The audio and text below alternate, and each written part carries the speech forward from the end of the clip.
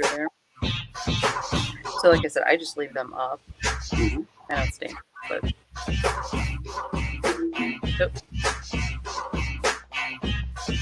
Welcome in on a Tuesday morning, and yesterday we talked about South Carolina basketball.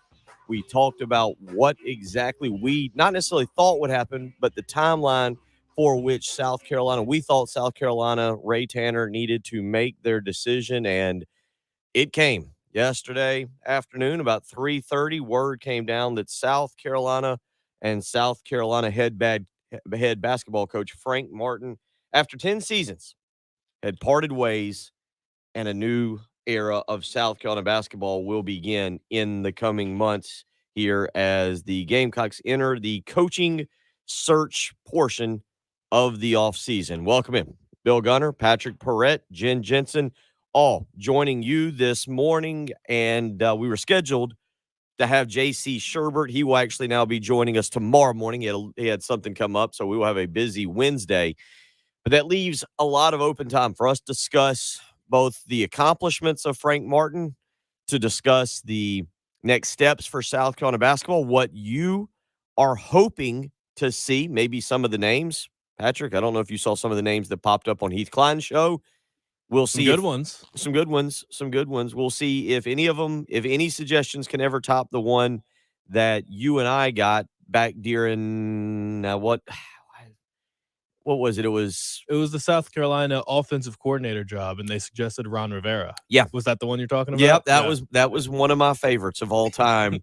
when Ron Rivera, and then when we pointed out he was the defensive coach, it said, well, he's got to know something about it. So yeah. All right. We'll see. We'll see how that goes this morning. If you want to weigh in, 803-404-6100 is how you can be a part of the program this morning. If you want to join in, you can hop on the Buford Lending live stream. We already have it up and running and ready to go. So we're steps ahead of where we were yesterday, coming off of the NCAA Selection Sunday. But again, the big news yesterday, and is the afternoon kind of carry on. I wasn't sure what may or may not come down. I thought maybe Tuesday may be more likely. I could see yesterday, but certainly the news coming out yesterday in regards to Frank Martin and what South Carolina will do. It's drawn a lot of attention nationally, as you would kind of expect. And again, we'll get a lot of your thoughts as to what exactly you hope for South Carolina to do now. And I put it out on Twitter yesterday. I will say this again. South Carolina baseball in my lifetime has always been pretty good. I'd seen them play I'd seen them play in the College World Series. There was a really good run under Bobby Richardson. June Rain's been very good. When South Carolina won a baseball championship under Ray Tanner, it was kind of the culmination of a great program. A really great program, and everything kind of coming together. It was a fantastic moment. I remember calling my dad, calling my best friend. A lot of things happening. The Final Four run in my lifetime will probably be an achievement of South Carolina athletics that is unmatched, however. South Carolina going to the Final Four, that March in 2017 will go down to me, unless South Carolina ever wins a national championship in football. That championship, that run to the Final Four will go down as possibly the greatest achievement of South Carolina athletics. It was absolutely insane watching South Carolina, a program that, again, in 39 years of living, and I'll be 40 in May, and obviously I'm not going to see one this year. In 40 years of living, I've seen 4 NCAA tournament victories.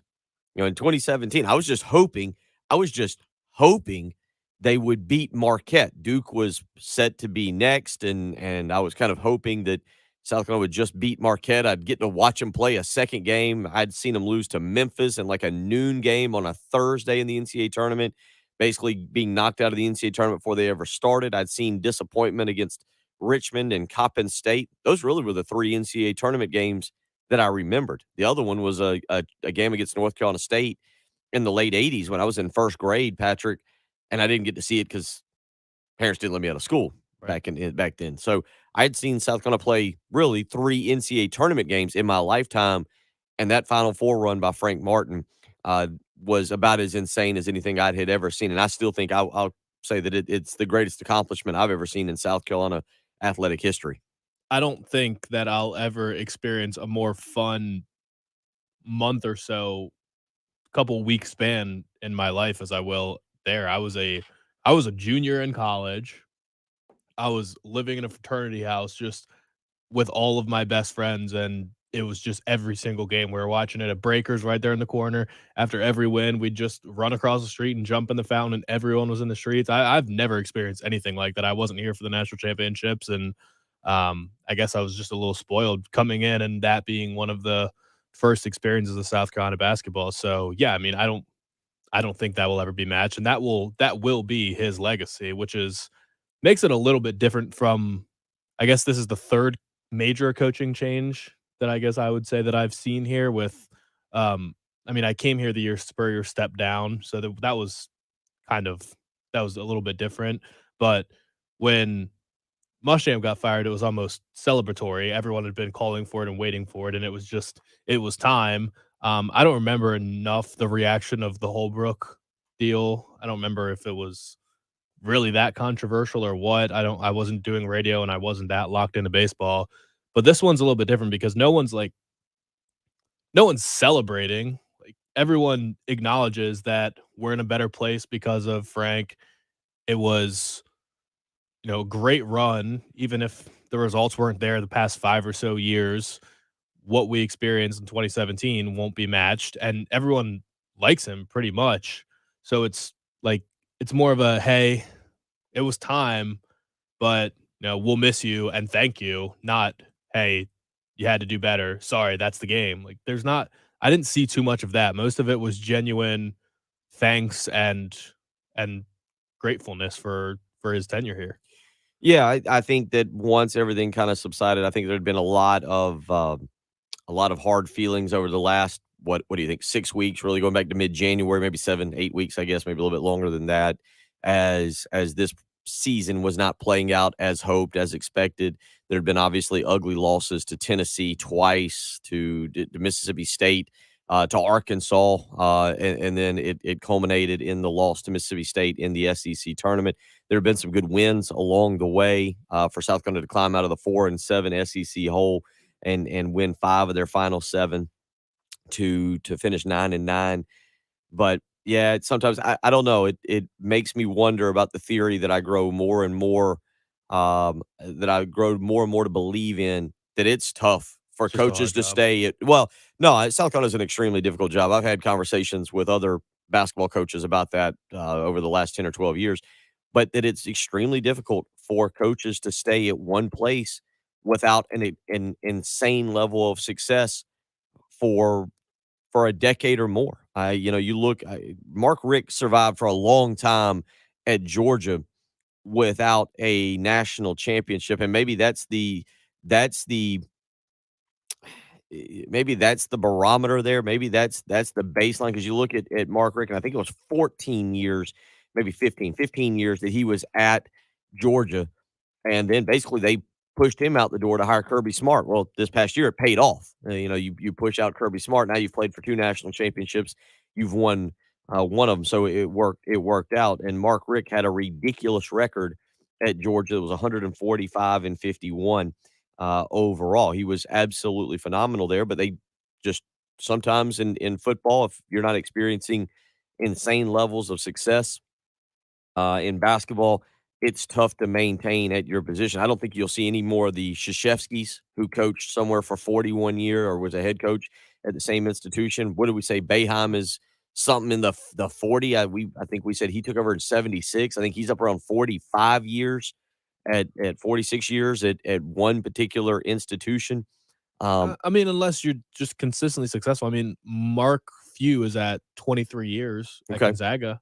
I don't think he's going anywhere anytime And he's been there soon. longer than that because he was He was an done. assistant. He started there in '89, Yeah. so 33 years. Yeah. When he started as a GA there. So yeah, I mean, you're right. There are a few out there, but I think it's much more rare But we'll see. We'll talk more about that if you want to weigh in this morning. 803-404-6100 is how you can weigh in. A lot of you already asking, well, who do you get?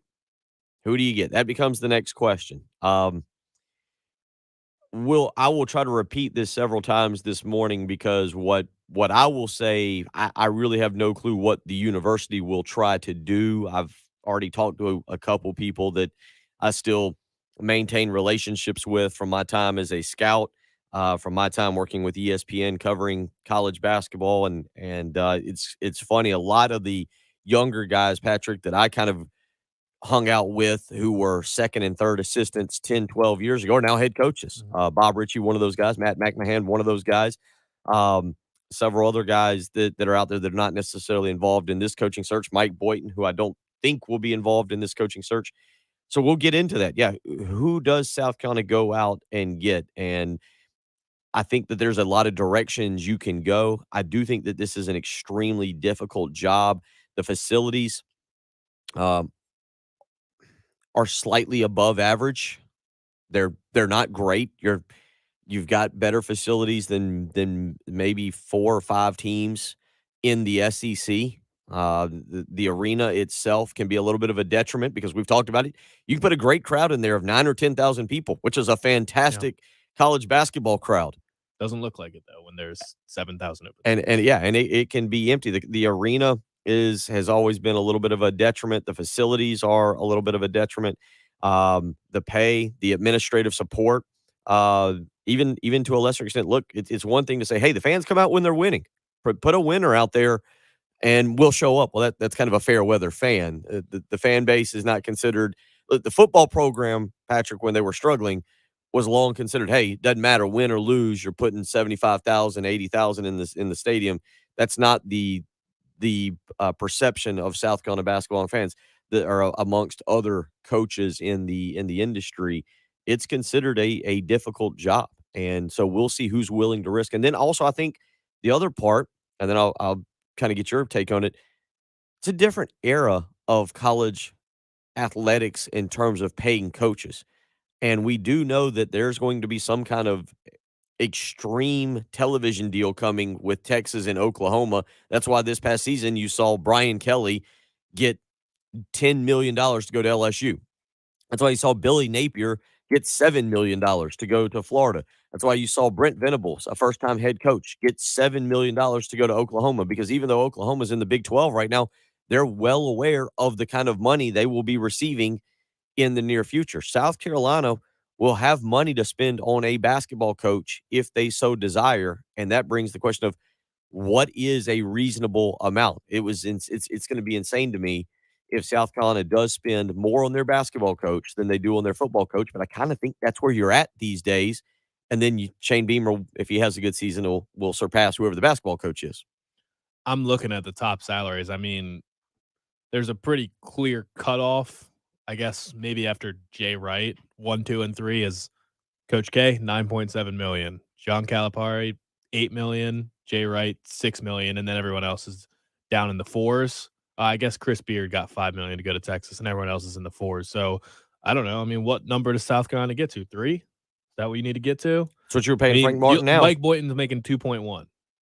So do you just offer someone $1 million raise that you really want? You said you don't think he'll be part of the coaching search. I think he would be he would probably be a home run hire. That would, I think most people would consider that one of the home run hires.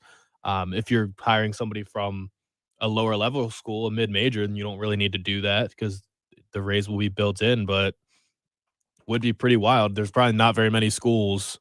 I guess those 3, I guess Villanova, Kentucky, Duke, and North Carolina, I don't even know, are the schools where the basketball coach makes more. There's probably not that many, right? I don't even know. Give me those I can again. do some research. Duke, Kentucky. I mean, Jay Wright makes $6 million a year. $5 million at Texas. That's not more. 4.9 for Rick Barnes. He's not making more than Josh Heupel, I would assume. He might be. That one might actually be close. Josh Heupel's a first-year coach. I'll look up what exactly Josh Heupel. All right. Brad Underwood is making $4.1 million. Heupel earned $4 million last year. Did he get a raise after year one? Do you see that? Even if he did, I guarantee what a $900,000 raise. Probably true. So yeah, I don't know. $3 million would probably get you a lot of people, but you got to look at all the jobs now.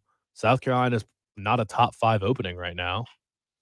No, and they're going to have to pay to Overpay. Yeah, they're going to have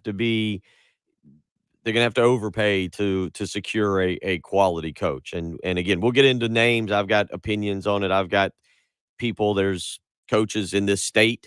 There's one just down the road. I think that they could go and get, and it'll be a slam dunk hire. And I'll give you his name. I do think, you kick the tires on Sean Miller. How realistic is that? I would say extremely unrealistic. But because he's got better offers, or because it's based on what I was look? told yesterday is no. I think it's a great look if you get him. I mean, but again, are you willing to pay? I realize the reputation of Sean Miller is broken right now for the right reasons. Sean Miller could very well be back in college basketball though very soon. South Carolina to get a Sean Miller will have to pay $5 million at minimum. And I'm not sure. And look, as I just said, I'm not sure Sean Miller will command that much at other universities if he wanted to get a better job. What I do know is that at South Carolina would have to probably be over $5 million. And I just don't see South Carolina making that kind of investment. And also, I think from what I'm told, Sean Miller feels that most of this stuff is going to blow over at Arizona. He's not going to get a show cause, and that he will be able to step back into college basketball at a pretty decent job within the next 2 or 3 years, making good money and a chance to kind of rebuild his reputation at a school that can be a little bit more successful. Well, I wouldn't be stunned if something happens and he gets the Maryland job. His name gets floated around a lot for that job because they wanted him before he took the Arizona job initially. Yeah. So we'll get into that. Again, a lot to get into this morning. See a lot of you weighing in. We'll get into some of that and get out to the Love Chevy phone lines again. If you want to be part of the program, 803-404-6100. How you can join us. You can also follow along on the Buford Lending live stream. Jan, Robin, Anthony, Jordan, all weighing in this morning. I saw David in there, Travis, Adam. We'll get to a lot of that this morning as, again, I know there's a lot of opinions and a lot of thoughts. We're wide open for the next 3 hours. J.C. Sherbert was scheduled to join us this morning. He will now join us tomorrow morning at 7:20 a.m. because, oh, by the way, South Carolina does start spring football practice today as well. We'll get into a little bit of spring football discussion. And as Adam asks on the Buford Lending live stream, we will spend just a moment or two. Oh, a Braves icon. Did you see Jay Phillips yesterday just in tears? Just, I think, sobbing. Was he crying on the air? I think Did it happen during their show? It happened later. I think that was actually the first bit of news, if I remember the timeline correctly, that the Braves will now most likely be parting ways. And then last night I saw that it appeared a deal was imminent with Freddie Freeman and the Toronto Blue Jays. I kind of, again, my attention was completely elsewhere as it pertained to sports last night. So following the Freddie Freeman and his free agency saga was not really what I was into last night. But yes, it appears that the Blue Jays right now are at least at the forefront of where he may end up. But yeah, we will discuss that just a little bit with the Braves. That was not something that I really followed or kept up with yesterday, though, just because I did see the Braves were able to get Matt Olson from the Athletics. But in terms of Freddie Freeman and what he was going to do, I pretty much at that point was like, all right, he's off to another ball club. Doesn't really matter. Seemed that way. Yeah, the World Series was enough. That was what he was waiting for. Got it with his career-long team. I don't know. They didn't want to pay $30 million, I guess. That's just what it was. They didn't want to pay $30 million to a 32-year-old, and he wants to continue. I don't know. Wants to go. Toronto. I don't know about Toronto. Toronto's weird. If it was the Yankees or the Dodgers, that's one thing because it's the most iconic club in baseball, or living in LA. But Toronto is kind of weird. I don't really get that. Like they must be paying him a boatload. Yeah, well, we'll see. 803-404-6100. Let's get out to the Love Chevy phone lines, Jen, where Gamecock Larry has waited patiently and is ready to add his 2 cents or 3 cents or penny onto the conversation. Larry, how you doing this morning? What's on your mind? I'm doing all right. Listen to me. Give me a little bit of time. You know, the old man can't get his brain and mouth together. So first, let me tell you, Gamecock Nation, Root Hog and all you Gamecocks Nation, supposedly, you got what you wanted. You pulled another Holbrook.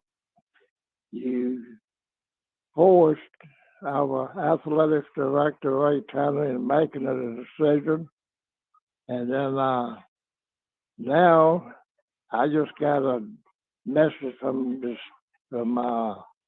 so-called Gamecock fan Root Hog saying Ray Tanner. Now they're not going to be satisfied until Ray Tanner is gone.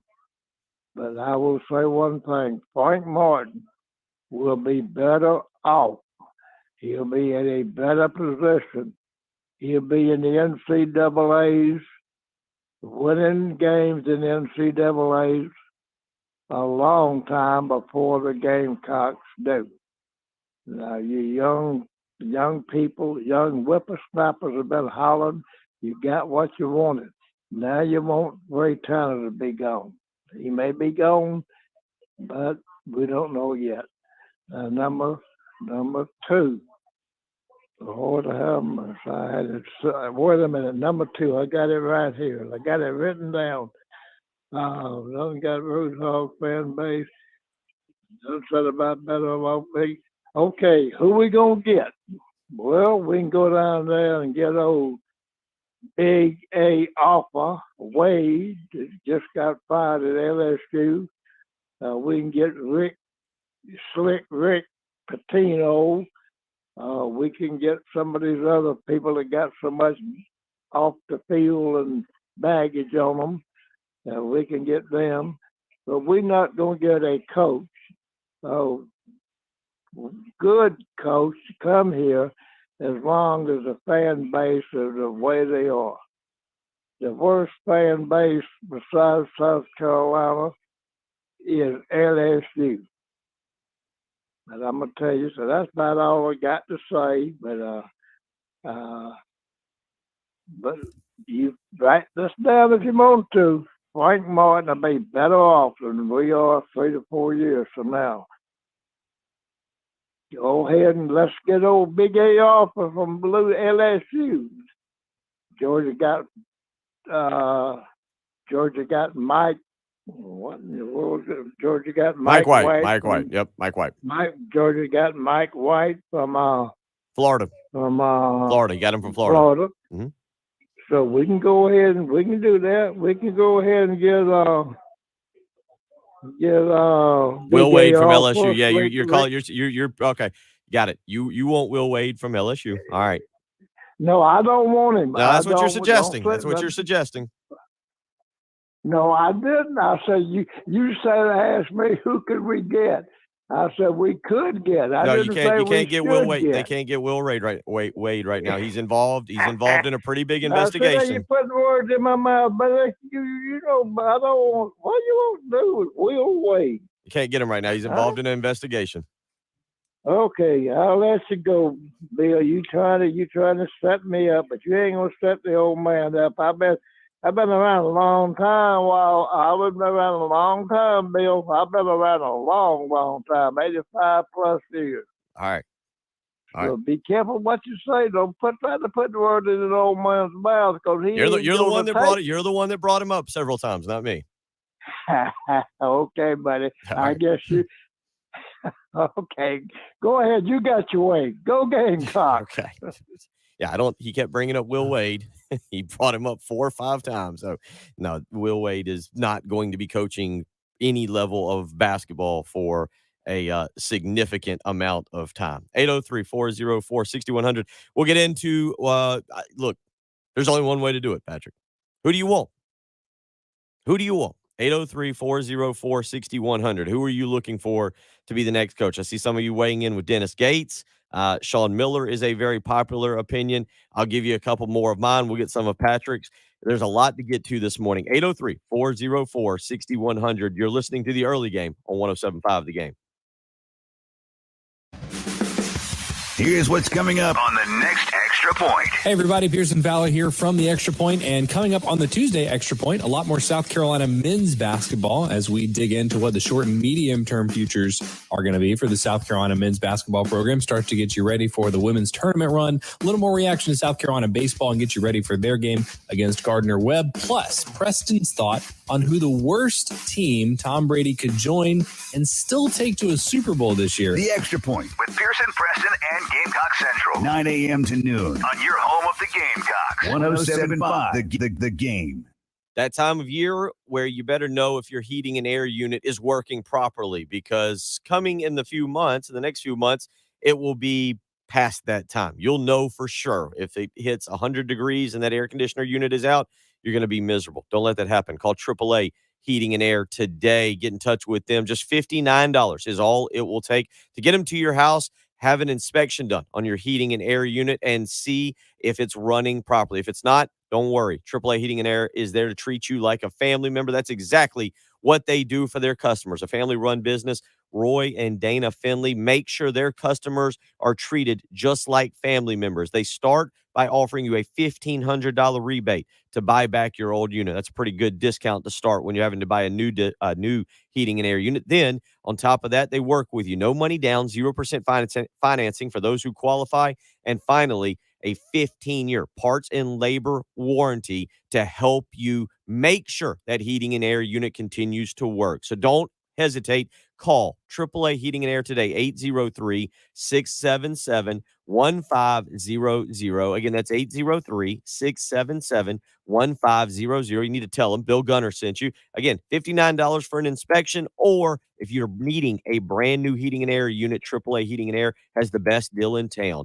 That, again, is the $1,500 rebate to buy back your old unit. No money down, 0% financing for a brand new unit, and finally, a 15-year parts and labor warranty. Don't hesitate. Call AAA Heating and Air today, 803-677-1500. Call them and tell them you heard it right here with Bill Gunner on 107.5 The Game. 107.5 The Game traffic from the Shepherd's Glass Traffic Center.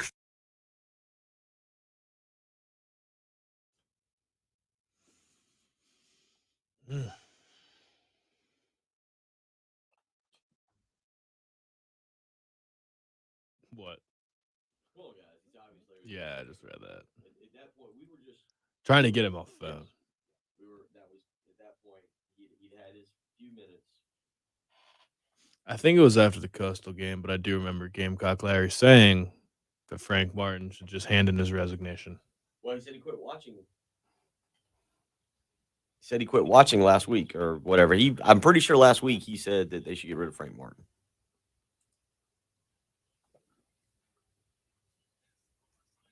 But instead of trying to remember if that actually happened, I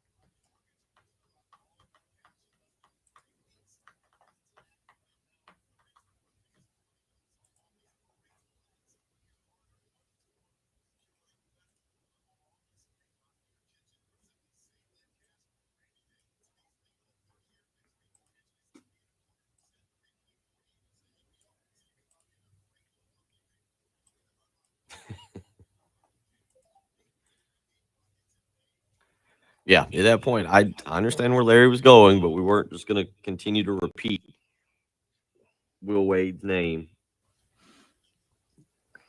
He had gotten his shot in on the Gamecock fan base.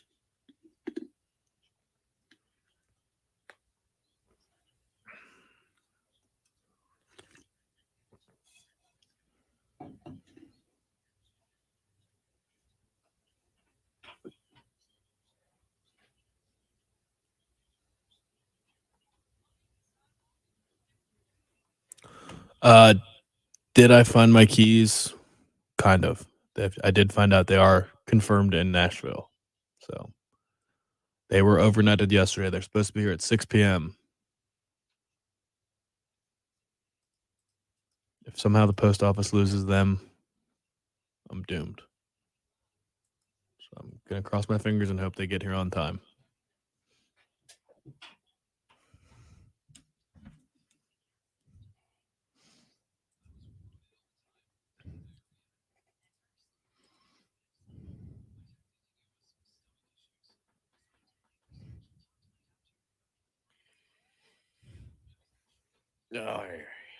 All right, yeah, we got everything up and running properly this morning.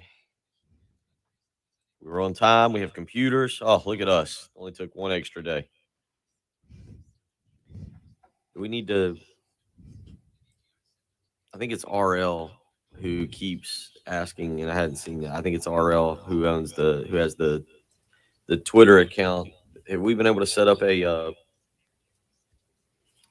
bracket tourney challenge yet? Not sure.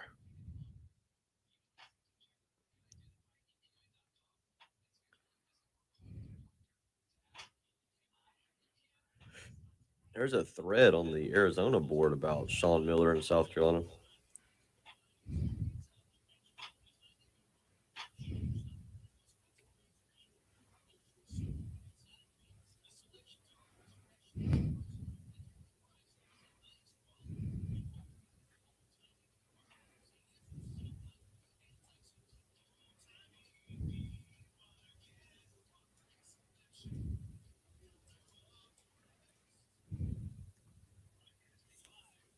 There's no way we're not actually back, are we?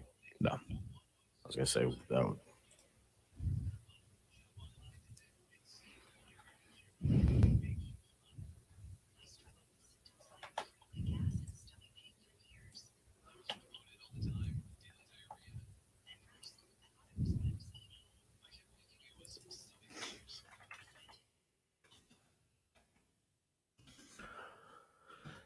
Nice, better job in South Carolina, right? Yeah. Yep. I don't think they can pay as well, but it's got better facilities. It's a little bit easier to recruit to. I mean, they're going to the Big 12. I guess that helps in terms of prestige in basketball.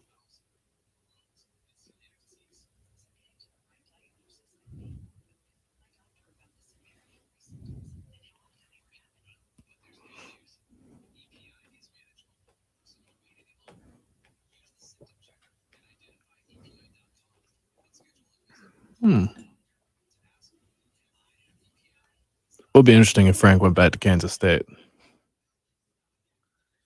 I don't think it'll happen, but I heard last night LSU's a real possibility because they need somebody that's going to run a clean program, is going to guide them through this mess that they're about to go through. They can pay him pretty well. He'll keep them relevant right around tournament contention. Can't imagine him and Brian Kelly getting along. Oh. But would be funny, though. Who's the baseball coach there? Who did they take, the Florida coach? Is that what it was? No, I thought they had the Notre Dame coach. Actually, I think they did take the note. Was he still there?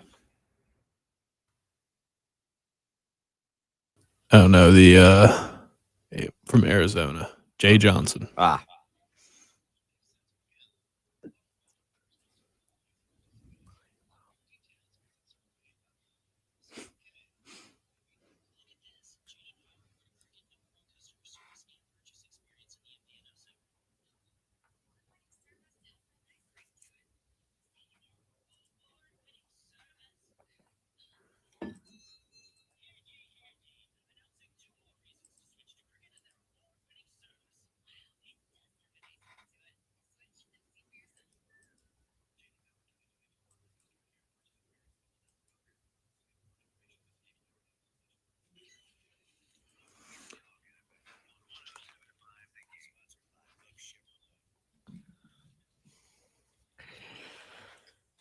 .37 on a Tuesday morning, and it's not hard to figure out what we're going to be talking about today. South Carolina football spring practice gets going, but it was the news yesterday that South Carolina and Frank Martin parting ways after 10 seasons, one that included a Final Four appearance, the only Final Four appearance for South Carolina in their basketball history on the men's side. And Patrick, what we're talking about is now who the replacement becomes. Sean Miller is going to be the name early on that everybody is going to track. And look, I'm all for it. I'm all for it. And I don't completely rule it out. I think it's a long shot, but I think this is the swing. And I'll say this also, if you're Ray Tanner, if you're the board of administration, if you're the board of trustees, if you're whomever, you have to show your fan base almost publicly. You got to make this one a little public, right? That we took a swing and miss, or we took a swing on Sean Miller. We're parting ways with a coach who has had a run of success. I realize it doesn't involve NCAA tournaments, but has had a level of success that really is kind of unprecedented here, especially over the last 40 years in terms of longevity. Now, yes, there needed to be more NCAA tournament appearances. I'm not arguing that, but when you talk about consistent winning seasons in the SEC, consistent overall above 500 seasons, this is the best I've seen South Carolina in 40 years. There just wasn't those postseason trips that lined up with being able to advance the program. With that being said, you want to take the next step forward. You and I said it yesterday. This is not a rebuild of a program. Right now, the next coach could come in. Maybe you can add some guys in the transfer portal. You keep Devin Carter. You keep Taquan Woodley. Maybe you keep Eric Stevenson and you find a little bit better role for him as a spot-up shooter. Maybe you can develop Wildens Levesque a little bit. There's some Josh Gray looks like a guy who maybe has some potential down the line. The program has some pieces, but you got to move quickly. But back to that initial thing, you've got to kind of show your fan base right now that, hey, we're dedicated to winning. Sean Miller's the big name out there, and I think you kind of got to make it public, right? In a way. I don't know how you do that, but maybe you leak a lot of information. I don't know on that, but because your fan base, I feel like, feels a lot better if they hear that you are making the big time, everything you can do to get Sean Miller. Like Ray flies out. Where does Sean Miller? Do you know where Sean Miller lives? Currently, no. He's from Western Pennsylvania, and I don't know if he's still residing in Tucson or out west. So you mean like have Ray fly to wherever Sean Miller lives and have it leaked that, hey, Ray is in so-and-so town and who also happens to live in so-and-so town in Western PA, Sean Miller? I mean, I'm dead serious about this. Like, look, like you said, the competition for Miller is either going to be extreme or it's going to be none. I don't feel like, because people, the one thing, let me comment on Sean Miller and people wondering about what happened at Arizona. There is the possibility that you could get Sean Miller could be attached to whatever infractions occur at Arizona. Okay. Whatever Arizona gets could also follow Sean Miller to his next job. Now, if you're one of those people, let's say South Carolina, let's hypothetically say Sean Miller gets the South Carolina job for a second. And this offseason, the NCAA magically speeds up its process and punishes Arizona and gives them a 1-year postseason ban. That ban would follow Sean Miller. Arizona would get it. Ooh, a 1-year postseason ban. And you might even look at it and We've be like, been on a 5-year postseason ban. And that's my point. You might look at it and be like, all right, I don't see an NCAA tournament team here next year, so let's just go ahead and deal with that. So my point is, the bringing Sean Miller in, the sanctions that he could get or the things might not really be relevant if you look at it and be like, look, so with all that being said, but I guess what I'm trying to say is you make it known, you kind of get it out there publicly. Hey, we did all we could as a university to get this guy. Like, the only thing we didn't do was tie him up at his home, throw him on the plane, drag him back, make him sit at a press conference, and basically deny he's not going to be the coach. I mean, I think that's something, because your fan base would now realize, hey, we're totally in this thing to win it. You think he is by far and away the guy, like the number one guy that everyone wants? Why is Mike Boynton not almost right there with him? Why is he not a home run of a candidate? I feel like he would be, because they had a down year this year. I mean, he's recruited the number one player in the country. He is an alum. He went 21-9 2 years ago. I mean, has won, 21-15 his first year at Oklahoma State. His records look good. I feel like he's respected, and they have had a pretty consistent program there, and he's only making $2 million. Why would he not be a slam dunk? I think the one only one winning season in conference. Look, It's a big. I Big 12's been do good. I do wonder if this would not. I think that there is a level that we have to take into account for that. There are certain coaches here who maybe have not been as successful at other jobs that could be successful here because it's a good fit. I'll give you one whose name is not being mentioned right now, who I think would actually be a really good fit here in talking with people, and that's Chris Mack, the guy who was just let go this past year from Louisville. And the reason I say that in talking with people, Chris Mack may perform better in a less hostile, less pressurized situation. In South Carolina, I realize it reached a point here over the last 2 or 3 years with Frank Martin where there was more pressure. But South Carolina's not going to be a high pressure situation like similar to, say, a Louisville or Kentucky, an Arizona, a Texas, name one of those big name programs. Indiana. Yeah. So what about Archie Miller?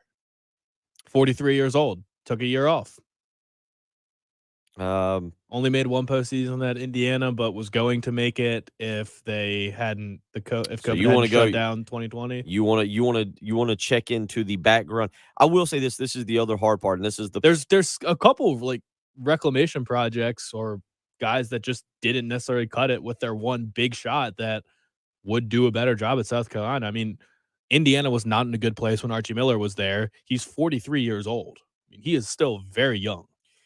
I think a couple things. Ray Tanner on this situation doesn't have like a lifeline here where he can play it off of. You take the Will Muschamp reclamation project and it went poorly. It went poorly, to say the least. You can't go hire another. I don't know the Sean Miller parting of ways with Arizona is different than, say, Archie Miller really being fired for poor performance at Indiana. For, Chris Mack, if you look at it, I know Chris Mack got fired, but you look at what he had done at Louisville. He had one bad year last year, the COVID year, and it really wasn't that bad of a year. And he kind of panicked, and he fired his whole staff. And then Dino Gaudio tried to extort money or extort Chris Mack and LSU because of some minor violations that I said LSU.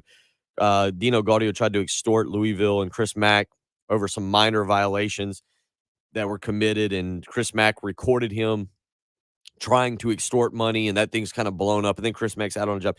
Some coaches just aren't built for high-pressure situations. You might could make the case that Will Muschamp would be better suited for a lower-level Power 5, not a lower-level Power 5, but a lower-level mid-major job where there's less pressure. And that he could just kind of you can make that case. I mean, the guy seems to know what he's doing. It's the head coaching and running of an organization at a high level job that doesn't seem to fit him well. In this situation, Mike Boynton might actually be a good fit here. A little bit less pressure, a little bit, obviously more of home for him. He's got better contacts here. That might be a legitimate, better situation for him than, say, in Oklahoma State. I'm looking at Archie Miller. 4 straight tournaments, won the A-10 2 years in a row before getting the Indiana job. 16 and 15 his first year, but then went 19 and 16, was ranked 21st in the country that year, and was 20 and 12 in the COVID year the year that COVID canceled the NCAA tournament. They would have made the tournament that year, and then I don't know. I don't really remember who he lost that year, but then they went 12 and 15. I like the idea of someone as young as possible. And Mike Boynton's 40, Archie Miller's 43, Sean Miller's 53. Those all sound pretty good to me. Okay. And I haven't seen. I mean, I saw some random. I think it might have been the Athletic article or whatever, but Mark Turgeon's name was thrown out there. I think Mark Turgeon's a good coach. I don't think he should have gotten fired in Maryland. I think he got a raw deal at Maryland. I wouldn't be against Mark Turgeon either. Yeah. The question is, can you, the fan, you listening this morning, 803-404-6100. Some of the ones Patrick just threw out are really good names. You're exactly right. Go look when you have time this morning. Look at Mark Turgeon's background and his record and what he did at Texas A&M and what he did at Maryland. Now, he got fired. His best team did not get to play in the NCAA tournament. I mean, and look at what he did at Wichita State before setting up. He's a good basketball coach. Look at his background. Look at his record. And then he had. I'm looking back. I don't see him ever having his first losing season. His only losing season, Mark Turgeon's, was in his first year coaching. His first year ever coaching, 2000, 2001 Mark at Turgeon Wichita State. had the best Big Ten record of any active coach when he was fired. He's a good basketball coach. It's just another name to throw out there. 803-404-6100. I kind of ask you this morning real quick, could you live with South Carolina hiring a coach like a Mark Turgeon, right? Turgeon. Okay, Turgeon. Like sturgeon, but Like with sturgeon, a turgeon. Okay, yes. Turgeon. Could you live with the Gamecocks hiring a coach like Mark Turgeon who got fired, but look at his resume? Not necessarily fired. Well, he's not employed. Well, he didn't get fired. He was sick and tired of the fan base, and they agreed to part ways. Okay, all right. He would have been able to ride out the season, but he despises the Maryland fan base now. Look at him. Look him up. 803-404-6100. You're listening to the early game on 107.5 The Game.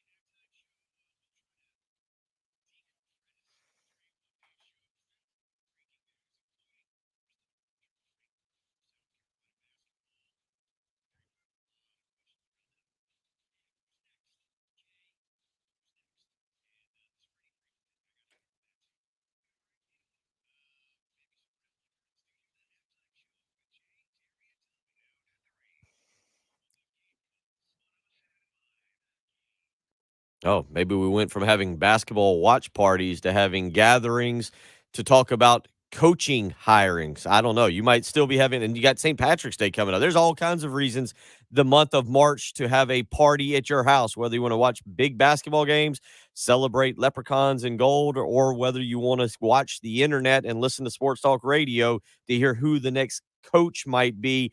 You just need to make sure you have a clean home. And that's where Zero Res steps in, ready to hit the ball out of the park and make sure your rugs, your towel, your upholstery are all insanely clean. Check out the spring cleaning sale going on right now. 3 rooms of carpet clean for $109 plus when you mention me, Bill Gunner, and 107.5 The Game. You'll get a hallway clean for free. Call today, 803-262-4020. You can schedule online, ZeroResColumbia.com. I'm telling you what, that patented ZR water technology, it keeps those rugs, tile, upholstery all insanely clean, and Zero Res will help you right now with their spring cleaning sale. 3 rooms of carpet clean for just $109. And again, when you mention me, Bill Gunner, and 107.5 The Game, you'll get a hallway cleaned for free. So give them a phone call today, 803-262-4020, or you can book online, ZeroResColumbia.com. Zero Res, spell it backwards or forwards. It's the right way to clean.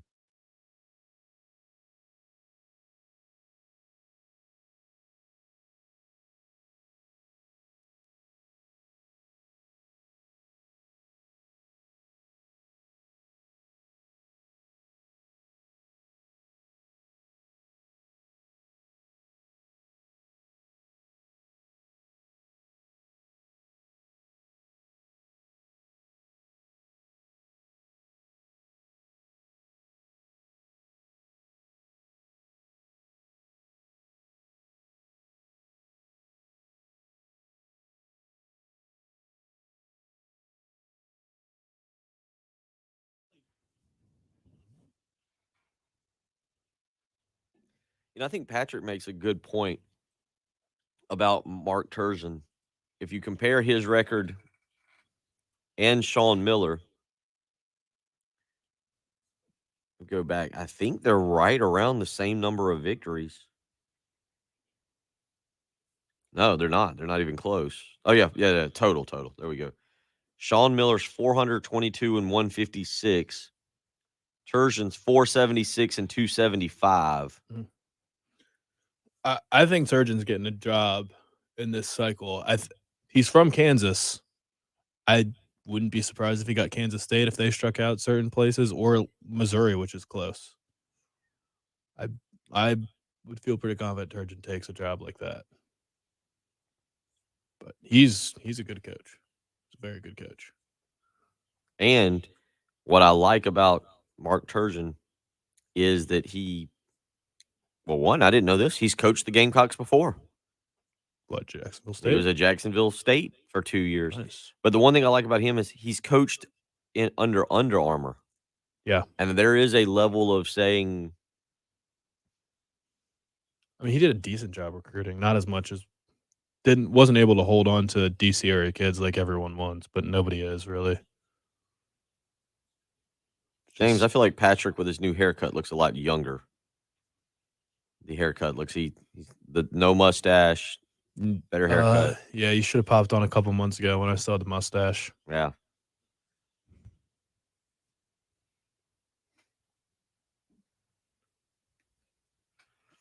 Travis, I don't know. That's the one thing about Sean Miller that people don't understand. He's a Nike guy.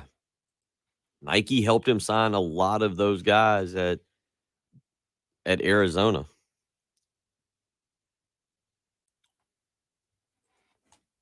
I mean, he was obviously very good at Xavier as well, so it's not like he's only done it at Arizona, but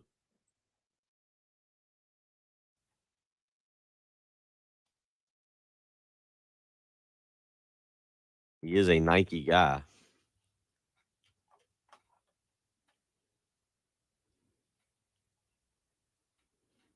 Was 2017, 2018? That was the DeAndre Ayton year where that's when everything came out.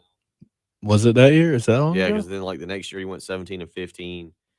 He bounced back and went 21-11, and last year they were 17-9. But I think that was because they lost in the first round.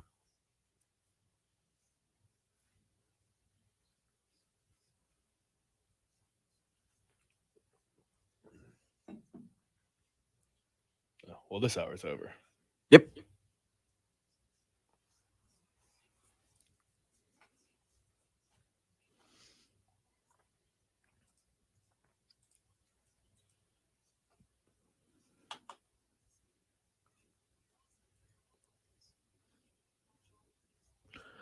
Did you see that? I didn't realize this, but Frank was one of 2 coaches to not make postseason for 5 consecutive years and still be employed. No, I didn't see that at all. You know Who? who the other one is? Who? We can save it, maybe save it for the air. Oh, bring it up. Bring it when we come back. I don't. It's nobody really relevant.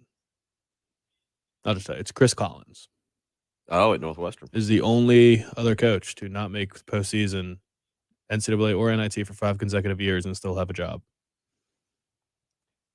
Travis, I'm not saying it. I don't think it plays into the hiring, but I think it's something that you have to maybe take into account of the It's hiring. relevant. The fact that Turgeon was at Maryland and was an Under Armour school and has Under Armour connections. I don't think you can just downplay that. I think that's a very interesting connection there.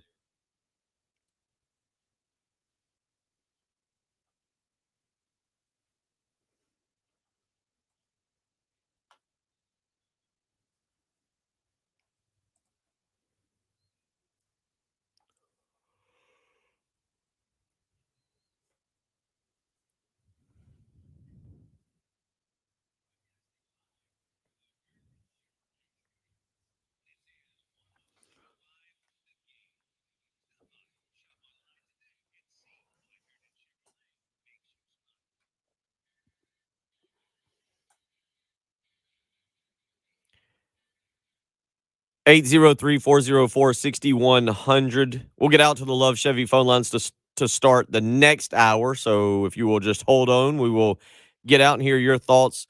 We'll get into a little bit more off air on the Buford Lending live stream. We're debating this Mark Turgeon. That he can't come here. I'll never be able to say his name. Turgeon. Okay. So I'm just adding extra vowels. But we'll get into that, and we'll debate him versus Sean Miller, and we'll get your thoughts as well. It's the early game on 107.5 The Game.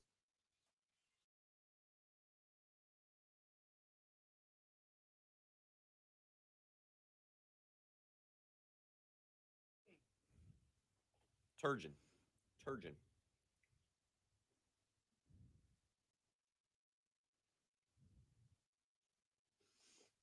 And Northwestern's bringing back Chris Collins. I see that. Yeah. Is that where you got that from? No, I saw it tweeted yesterday. Who was it? I liked the tweet. Let me check. It was Kevin Sweeney. Oh, he is a Northwestern guy. Oh, he went to Northwestern, but he works for Sports Illustrated. Pointed that out.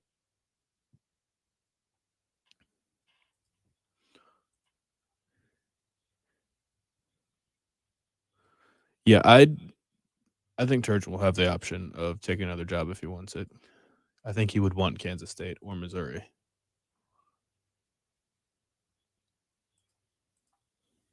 But I do feel bad about how things ended. I'm not sure Maryland will get a better coach than Mark Turgeon either. I don't understand what's happening here. Matt Norlander reported last night it's now Tuesday on the East Coast, and Colorado State, which is scheduled to play the first game of Thursday's first round, still has not been told by the NCAA when and how it is flying to Indianapolis to play in the NCAA tournament. I don't.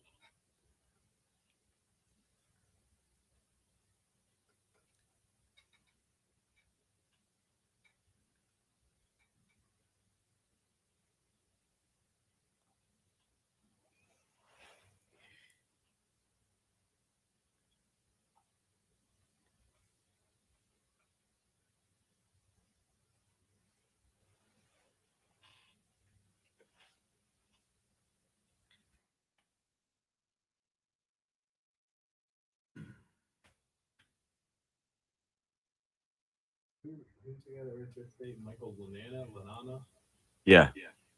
Something like that. Yeah. That's what he wrote an article and put Dylan Staley as a candidate. Okay. Go all right.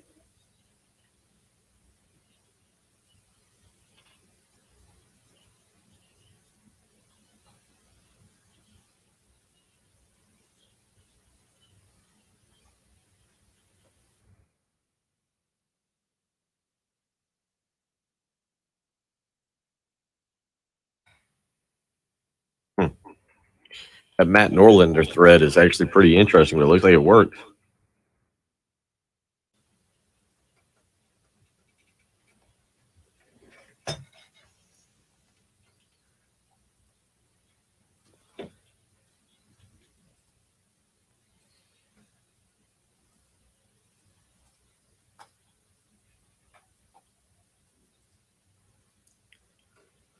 Jake, I don't know who realistically South Carolina can get to coach. I mean, realistically,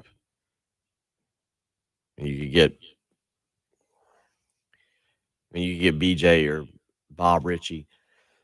Excuse me. You could get. I mean, there's some names out there you could get, but I don't know how those names are going to make people feel.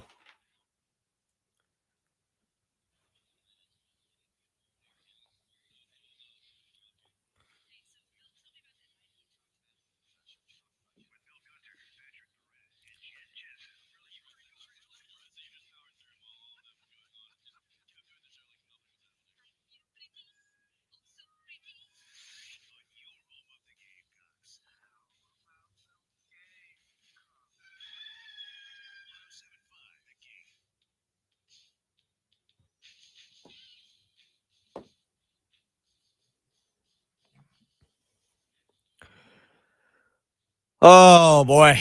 Tuesday morning, the week of the NCAA basketball tournament. And hey, what?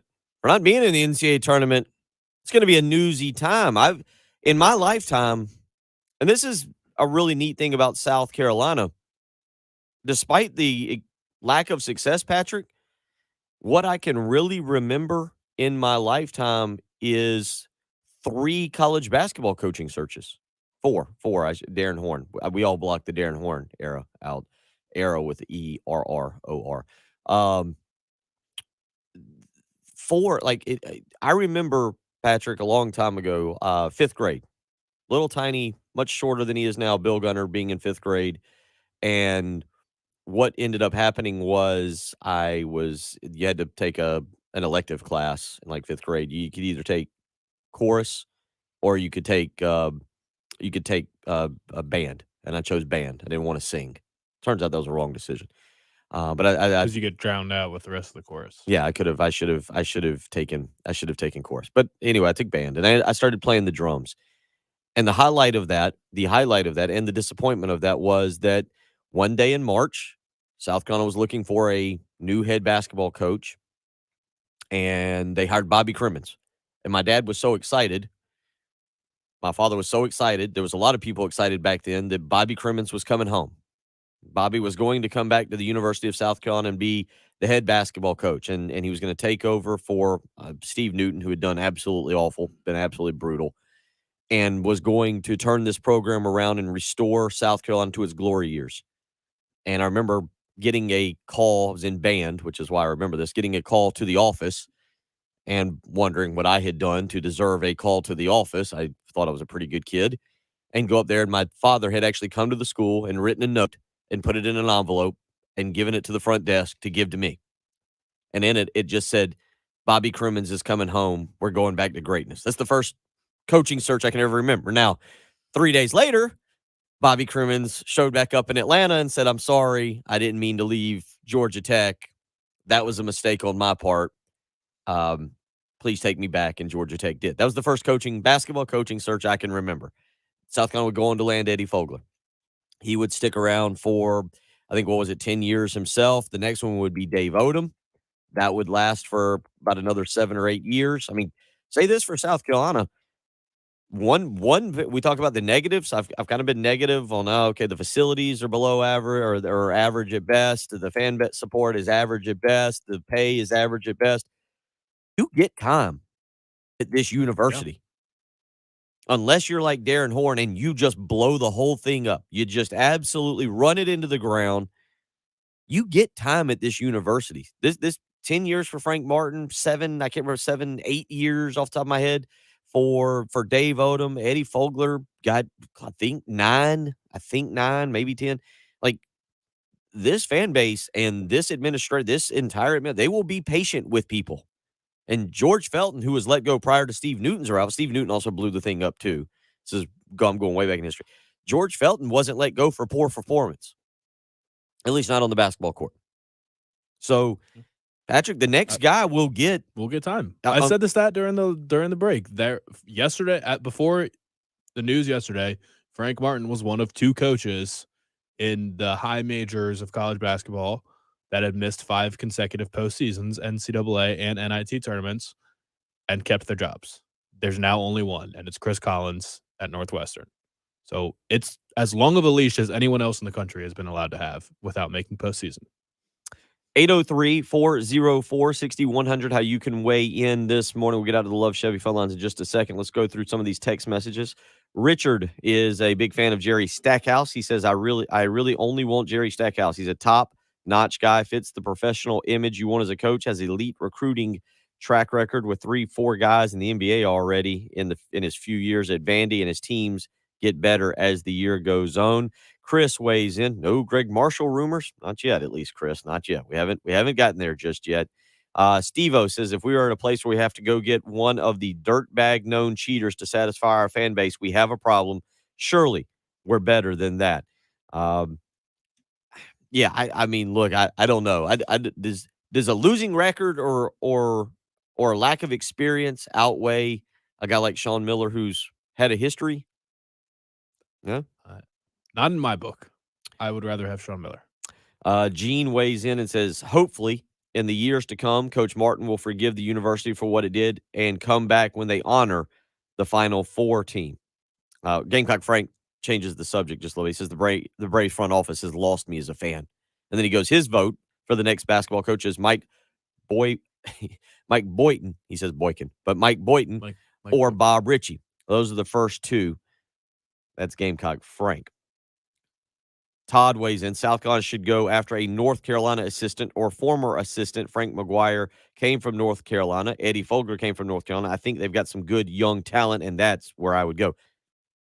Is North Carolina Wes Miller at Cincinnati is the only North Carolina coach? Am I missing anybody that you can think of that's out there coaching that has North Carolina ties, Patrick, that was under Roy Williams or even further back that played? Can you think of anybody? No. Wes Miller, I think, is the only guy, and I don't think he's leaving. They should go get John Shire. You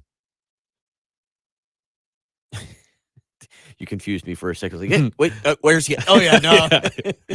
803-404-6100. Josh on the Buford Lending live stream says we need a young guy. We'll continue to get into that. Patrick and I will give you a vote for an in-state guy And Patrick and I have gone down. Patrick has brought up Mark Turgeon. And you know what? I could make a case why bringing in the one-time Texas A&M coach, the former Maryland coach, might actually be a better decision than bringing in Sean Miller. I'll get to that here in just a little while. Let's get out to the Love Chevy phone lines. Jen, Mark is up this morning. Mark, how you doing? Thank you for waiting patiently. What's on your mind?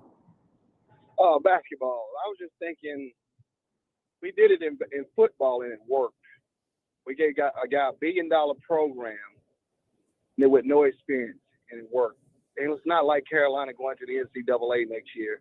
What's wrong with B.J. Mack, who recruited the ACC Player of the Year? He can recruit his butt off. That's been the problem at Carolina. You couldn't recruit. You can have all the X's and O's guys you want to, but you better have somebody who can recruit these players. He's got connections all over the Southeast. What's wrong with him? We gave it to a football coach with no experience, but nobody's speaking on BJ, who loved the school. You're speaking on guys that we never heard of at all, that already known for cheating. That's just my opinion. What's wrong? Go talk to BJ. You let Shane go from the beginning and got Muschamp. You should have had Shane 10 years ago. We set the program back 10 years and can do the same thing with basketball. I mean, Frank's gone. I like the guy, but he's gone now. Let's go. Why not try out BJ Mack? Yeah, appreciate the phone call, Mark. Look, I've got BJ on the list of guys that I would want. He's not at the top of the list. I do think you swing. Look, to your point, people know who Sean Miller is, and you know the names that we're throwing out. They do have a little bit more credibility right now. They've got more coaching acumen. They've got more experience. But I don't disagree with you that B.J. Mackey should get an interview and at least be in the mix to see what he can do. You look at B.J.'s resume, having been with Barclay Redenbaugh down at Charleston Southern. He's been with Steve Forbes. You know, the young man,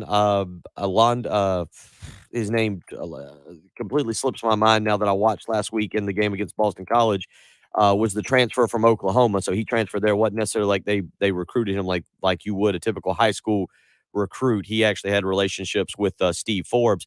B.J. Mackey's an interesting name, and I've promoted that name. And I've said B.J. Mackey should definitely get an interview. I think right now what you're getting, Patrick, is you're swinging for the absolute home run hire. You're going for the name that brings instant recognition to South Carolina, that brings instant credibility. And yes, Sean Miller, even with his background, brings instant credibility. And I haven't heard Mark Turgeon's name mentioned as a candidate. I don't think he is, to be quite honest. But actually, Patrick, if you look at it, South Carolina would kind of be stupid not to go look at him. Let me give you a couple reasons. Number one, again, Mark Turgeon has coached since 1998. Okay, 1998. His overall record is 476 and 275. Pretty solid. He has not had a losing record, a record of 500 or below. He didn't even have a record of 500 since 2001, 2002, when he went 15-15, 9-9 at Wichita State in the Missouri Valley Conference. He has had winning records every year since 2002. He took Texas A&M to 4 straight NCAA tournament appearances before taking the Maryland job. He took Maryland to 5 NCAA tournament, 6 if you count the one that got canceled. They would have gone. Yeah. They were 24-7, 14-6. Yeah. They would have gone. He would have gone to the NCAA tournament 6 times in 8 years, and technically it's 7 because he didn't get to finish this year. We don't really know what he would have done this year. And here's another reason, and this I think is important, Patrick, because everybody wants to talk recruiting. Why you might be willing to say, you know what, Mark Turgeon is the better fit at South Carolina than Sean Miller. And this matters in basketball. Mark Turgeon coached at Maryland. What's the connection between Maryland and South Carolina? UA. Under Armour. Sean Miller, because I've been in those hospitality rooms, Sean Miller coming to South Carolina trying to recruit is not getting the backing of Nike. Now, Miller did really good at Xavier. You can't deny what Sean Miller did do at Xavier, which is not necessarily a Nike stronghold where they're sending him. Miller at Xavier was 120 and 47, 57 and 23 in conference, went to 4 straight NCAA tournament appearances.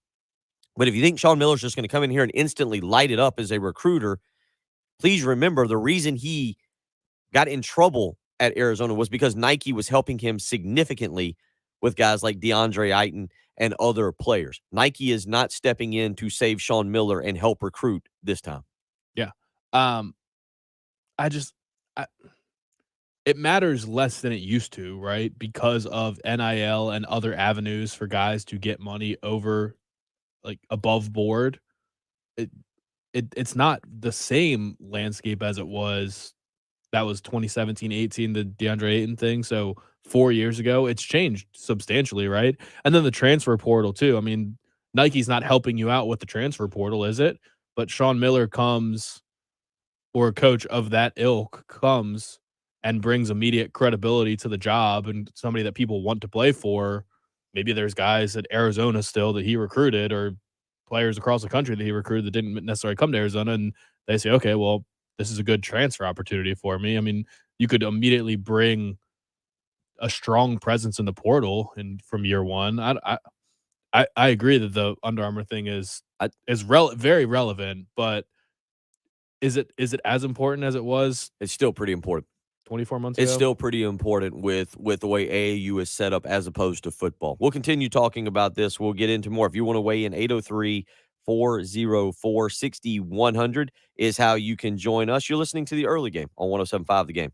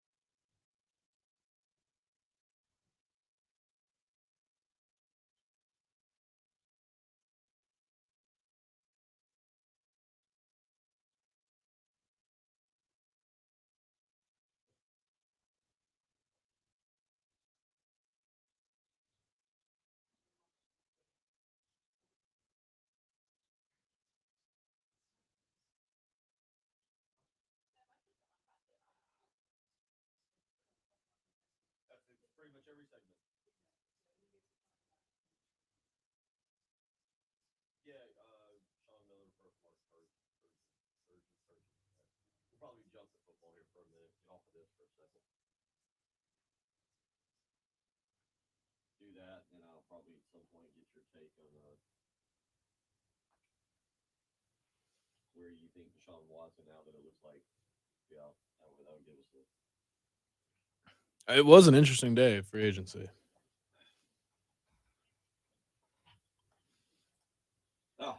everybody's very worried about your key situation. Yeah. No, they should be on the way back from Nashville, Kelly. I did confirm that. My girlfriend had them in her purse. Drove back to Nashville on Sunday.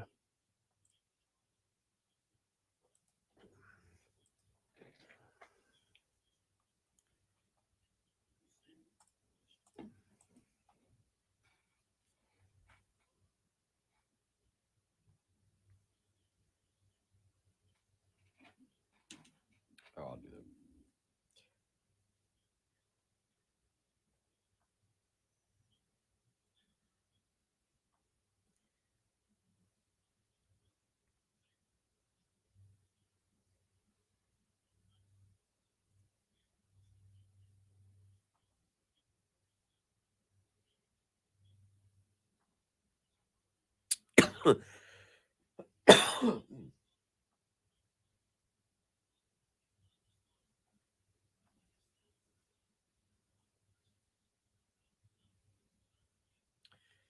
I guess technically the NCAA tournament does start tonight.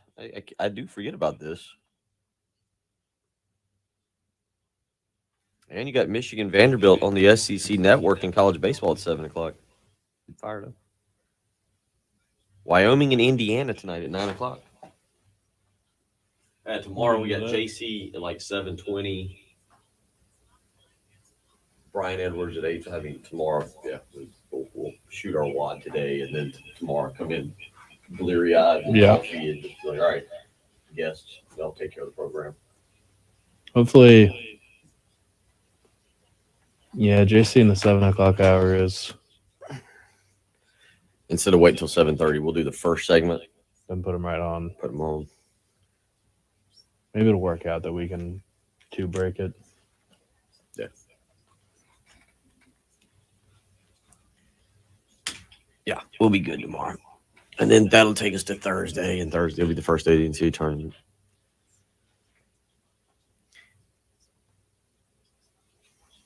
I would gladly do it for Kelly, for Travis. We need somebody to set it up. I guess we could do it. I could do it this afternoon, and I'm not real sure how to do stuff like that with ESPN, mainly because I never remember any of my ESPN password stuff.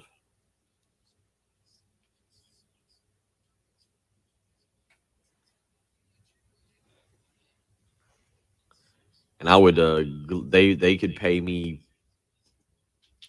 take a 4-year contract for $1 million. We'll call it a deal.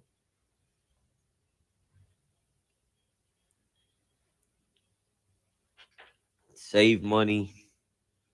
I'll have us under so many NCAA investigations by the time we're done, but I can guarantee you we'll do some winning.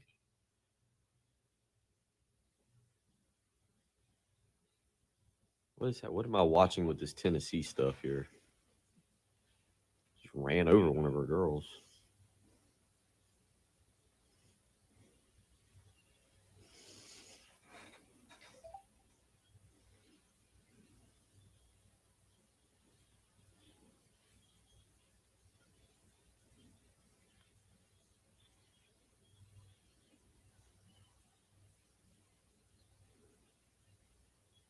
I don't know. I don't know what that was. Good, Craig. Craig, you're in charge of the official 107.5, the bracket. Oh, it's already set up, I guess. Oh, no, I set up a ESPN bracket. search 107.5 again. Okay. Sean Miller and George Turgeon. Mark. Yeah. Turgeon. Okay, and then Sean Turgeon, yeah. went from Sean. He's actually out of coaching right now, but yeah. Right, but he had done it. I would like it if the early game was responsible for putting Greg, some you momentum. can post the link in here.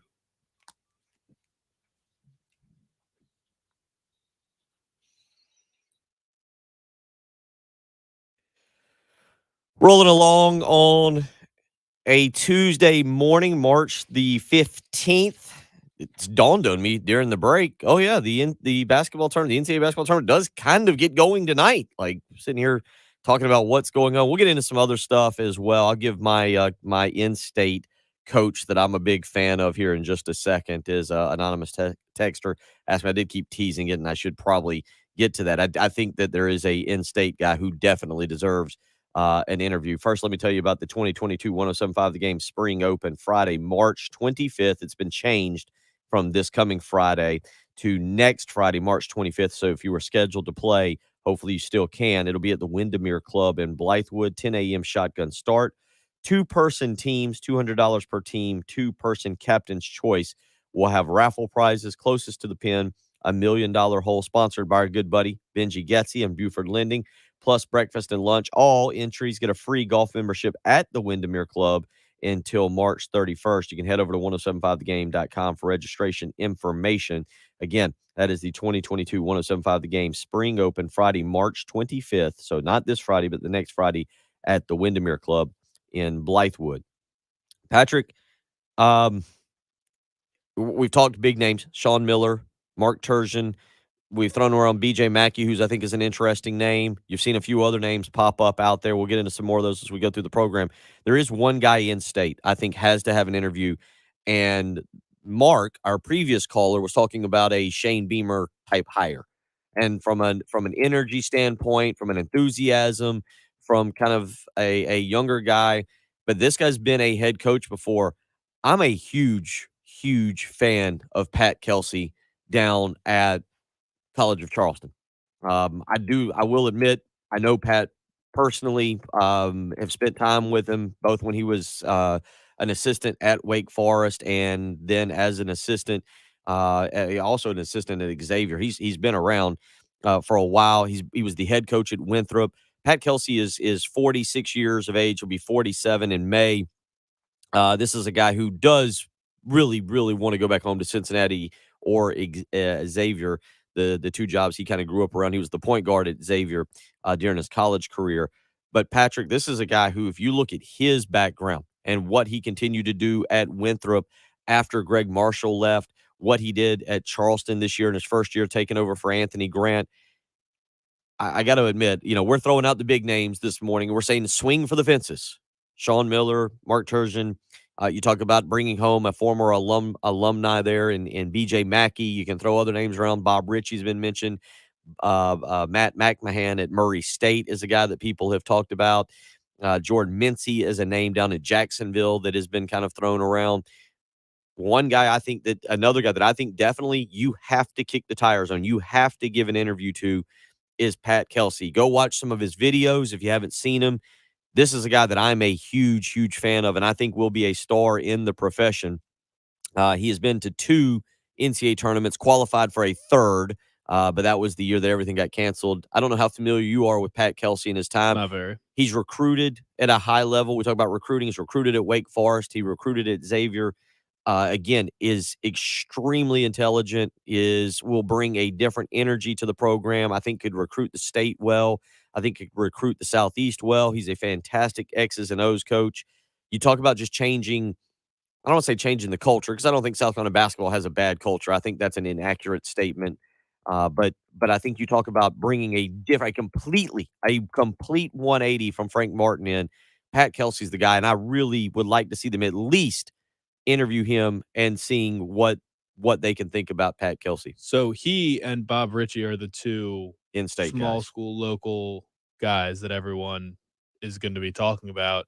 So you think what separates him is the experience at bigger programs? 'Cause Recruiting. Ritchie really doesn't have No. any experience at a big program. It's just Charleston Southern and Furman, right? Correct. Okay, so I guess I'll watch some videos in Pat Kelsey. I mean, I'm looking just through his Wikipedia and some Google images. I mean, it's like a high energy guy. I don't know how you could do a full coaching search and not interview all of the guys in state possible. I mean, that just seems like a logical step. I mean, it seems like a lock that he will at least get an interview. If you're gonna do an expansive search and interview, I don't know, a dozen guys, is that too many? No, I think you talk about, Every option. I think you look at this is a big decision for South Carolina basketball. South Carolina basketball is not in a rebuild mode just yet. Now, you move slowly. Devin Carter transfers. Taquan Woodley transfers. Jermaine Cousinard, Keyshawn Bryant both say that they're not coming back. Eric Stevenson decides he's gone. Wilton Levesque says, hey, I've got 1 year left. I'm going to go back north and play somewhere else. You start losing players. Chico Carter says, I'm going to try the transfer portal again. Who knows? You start losing players, you put whomever it is behind the 8 ball coming in next year.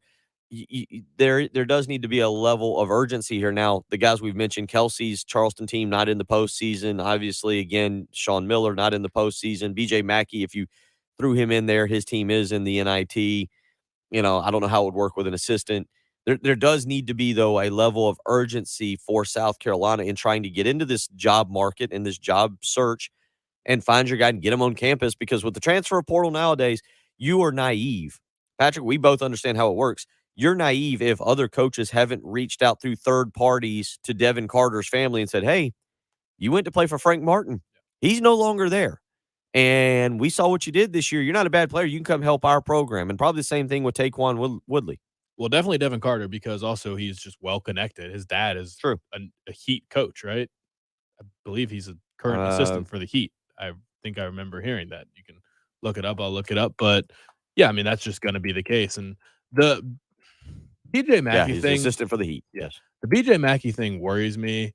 It always worries me when you have a beloved player taking over a program that, to be if we're just being honest, his odds of success are not high. No one's odds of success are outrageously high in college basketball at all, let alone here at South Carolina, where it's a tough job. Tournament appearances are hard to come by. He'll have a leash, but to say that what would be successful, making the tournament every year, winning the SEC, winning an SEC tournament, a Sweet 16, I don't know. Regardless, he's going to be behind the eight ball, and it's going to be difficult to achieve. And I hate the idea of taking a beloved player and him failing as a coach, and then that changing the perception of him as a legend of the program, and people having to turn against the player that they never wanted to turn against. Like, it's happening with Patrick Ewing right now, and it's tough to watch, and it's tough for Georgetown fans to accept that, hey, the greatest player that you've ever had is terrible as a coach, and you're going to have to fire him. And now there's going to be a generation of Georgetown fans that remember him as, oh, Patrick Ewing, the terrible coach that went winless in the Big East, not Patrick Ewing, the dominant big man generational player that won a national championship for us. 803-404-6100. One other text to go back to here is somebody was asking about, Ray was asking, I keep hearing all the names. I haven't heard you mention Mike Boynton. We did talk about him earlier in the program. We looked at his record as well. I mean, look, I'm not being mean or anything. If you don't listen for 3 hours, you're going to miss one or two names. How many names do you think we've mentioned so far on this program? 15. Yeah. We're covering. We've pretty much covered just about every name except for Brad Burnell. Clemson fans want to get rid of Brad Burnell. They're offering him to South Carolina. So at least we've now mentioned Brad Burnell as well. Make it 16. 803-404-6100. Let's get out to the Love Chevy phone lines. Bert is up next on the Love Chevy phone lines. Bert, how you doing this morning? What's on your mind? Well, I used to work for Bill Foster back in the early 80s when he was basketball coach, and so I've always had an attachment to the program, and I've always loved the program. I just kind of feel like, we're behind the eight ball. There's 4 other jobs out there right now that, unfortunately, I think are probably better or more attractive than what we have. But I still feel like we don't get the respect that we deserve. Frank Martin's team was 24-8, and they didn't get into the tournament. We're the only SEC team this year with a winning record and some wins over LSU and Texas A&M, who did not get into the NIT. So I don't think that we were treated fairly during Coach Martin's tenure. But I kind of agree with you guys, is who comes in next year, if half that team hits the transfer portal, it's going to be starting right back over where we were when he first came in. So as a lifelong basketball fan, that's kind of how I see it. So thanks for taking my call.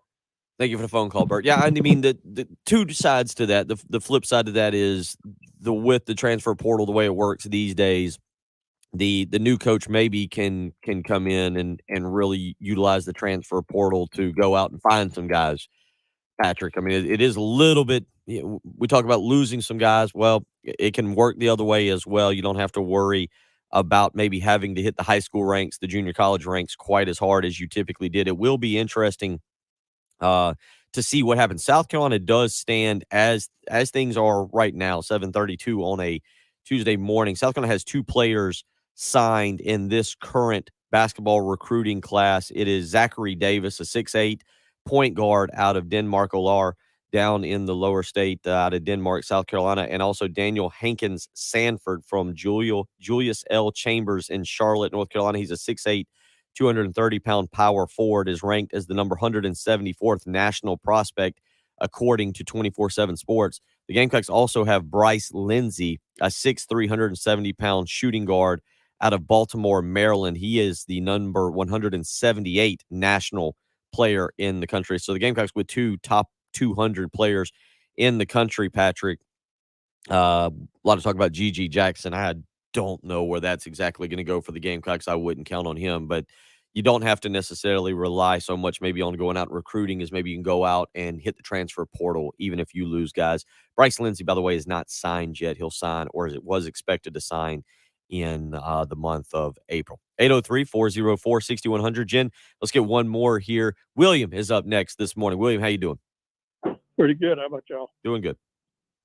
I think the university really needs to look at a named coach, not somebody that can come in like a Beamer in football. I think basketball is so far down on everybody's list that in order for us to even be successful or have a chance for success is to get a well-named coach that's good at turning around programs. Martin, I think his coaching style over the years dissuaded a lot of guys from coming because of his hollering and his antics on the sidelines.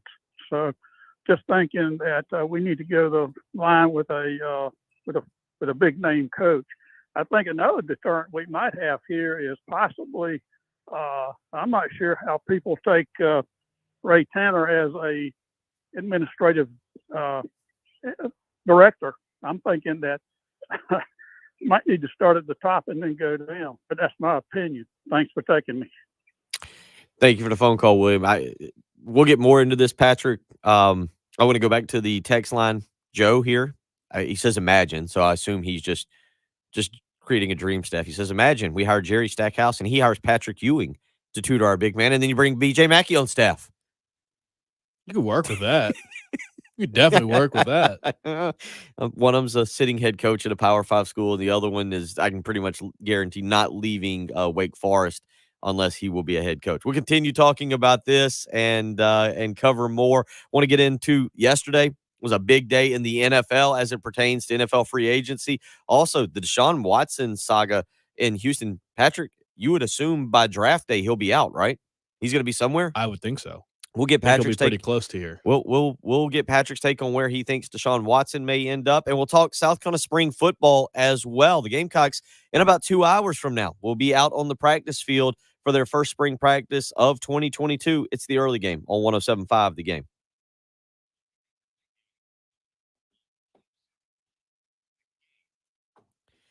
Boy, a lot happening right now. Makes you want to go sit out back, maybe enjoy a beverage, maybe jump in your pool. But if you've not cleaned your pool this year, well, you don't want to jump into it. It's probably filled with pollen. It's got some bugs in it, maybe some leaves. Don't let that happen. Be ready to use that pool when you're ready to relax. Call Corley Pool Solutions. Flat rate pricing, including all the chemicals. That's right. Corley Pool Solutions offers weekly pool maintenance, and not just from a team, but from the man himself, Tracy Corley, who will be on site to make sure your pool is being cleaned properly and any issues that you may have get fixed quickly. That's the important part of this. You don't want somebody coming back week after week and trying to ballpark what happens. Tracy Corley has 20 years of experience in the pool industry and knows exactly how to get that pool of yours ready to be used. So you, the kids, the wife, everybody can go out back, can grill out, and can practice all those fantastic cannonballs that you've been dreaming about this past winter. 803-445-8109. Again, that's 803-445-8109. It is more affordable to have Corley Pool Solutions take care of your pool than it is for you to try and do it yourself. Going to the pool store, be honest, you've seen the gas prices, spending money on chemicals that you may or may not know what you're doing with, and then coming back and trying to do it. Just have the professionals do it. Corley Pool Solutions. Flat rate pricing, including all the chemicals. They want you to enjoy your pool and not worry about any surprises. So give them a phone call today. 803-445-8109. That's Corley Pool Solutions.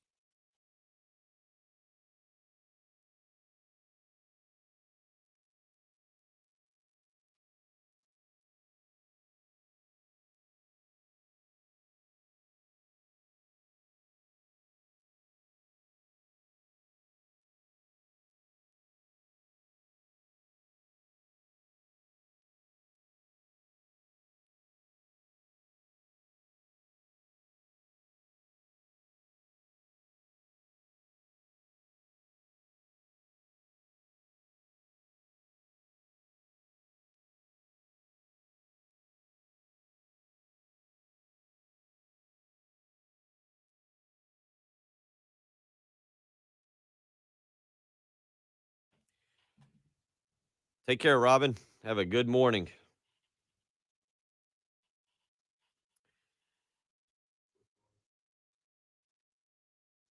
No, the one from Dave about what happened with the equipment yesterday.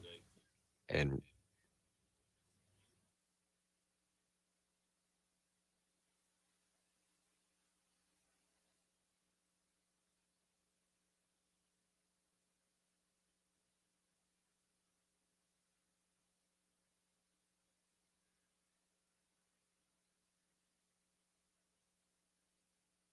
Heath doesn't mess up much, but apparently he said Rick Pitino was coaching at Elon and not Iona.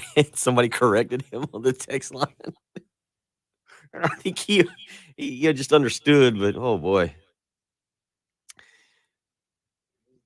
Mike Young. We have not mentioned Mike Young yet. That's another one. Yeah, I think we should see how many coaches we can mention in a day. Like the 40 minutes. No, I'm not. I won't be out at practice. Practice is open to the media today for a few. Practice is open to the media for like 6 periods today, but we won't be out there. I agree. Offer him $10 million. That's been the motto of everybody. Craig, you're on Twitter, right? Craig, if you're on, let's see if you did it.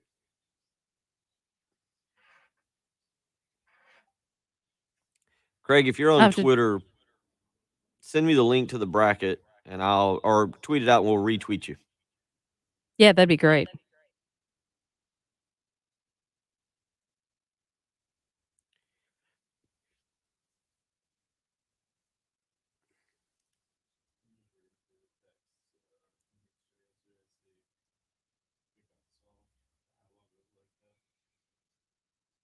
Yeah, because I don't see the link anywhere.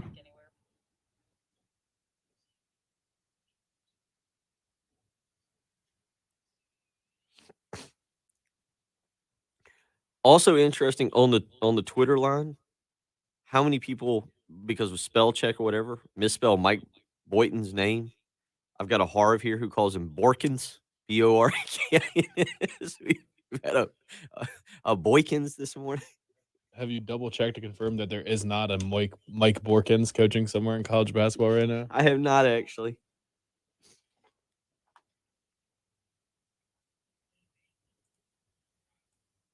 We got a Rick Pitano or Rick Potato.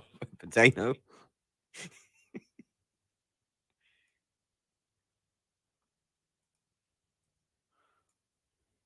Oh, there it is. Jonathan texted us this morning, but his last one was yesterday at 3:36. Pitino is at Iona, not Elon. Oh man.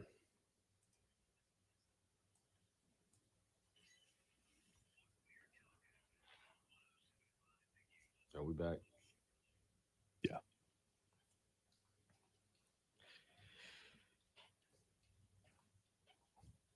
On air, we are discussing the South Carolina coaching search. And we're just taking names at this point. I'll try and read some of these here. Let's go back up. Orlando Antigua, I believe is how you say it. Is that right? Antigua? I would think so. Yeah, okay. He's been mentioned by Brad. Let's see. Scott weighs in with a Tommy Amaker. Richard weighs in. We've said Nico Medved. Yeah, look, I don't know. This thing will start to play itself out. I do think everyone should be trying to pick the most random name. Yeah, I do think we're going to head down a path where all of us are going to be exhausted with just throwing out names. I like some of them people that, how have you not mentioned Orlando Antigua? Yeah. What?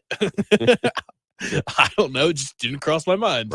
Raj weighs in. It says KG, Kevin Garnett, who I guess has expressed interest in getting back into coaches. Anonymous texter says, thank you. I was wondering if you were thinking about Pat Kelsey. Yeah, Pat Kelsey is a guy that I'm very interested in. And Anonymous texter also says Mark Turgeon is an interesting name. I do think that's another one that we've got to continue to look at. And Josh just says, throw my name in the mix. So a lot to get there. We'll continue talking about this this morning. If you want to weigh in, 803-404-76 6,100. But Patrick, yesterday, as you pointed out, big day in NFL free agency.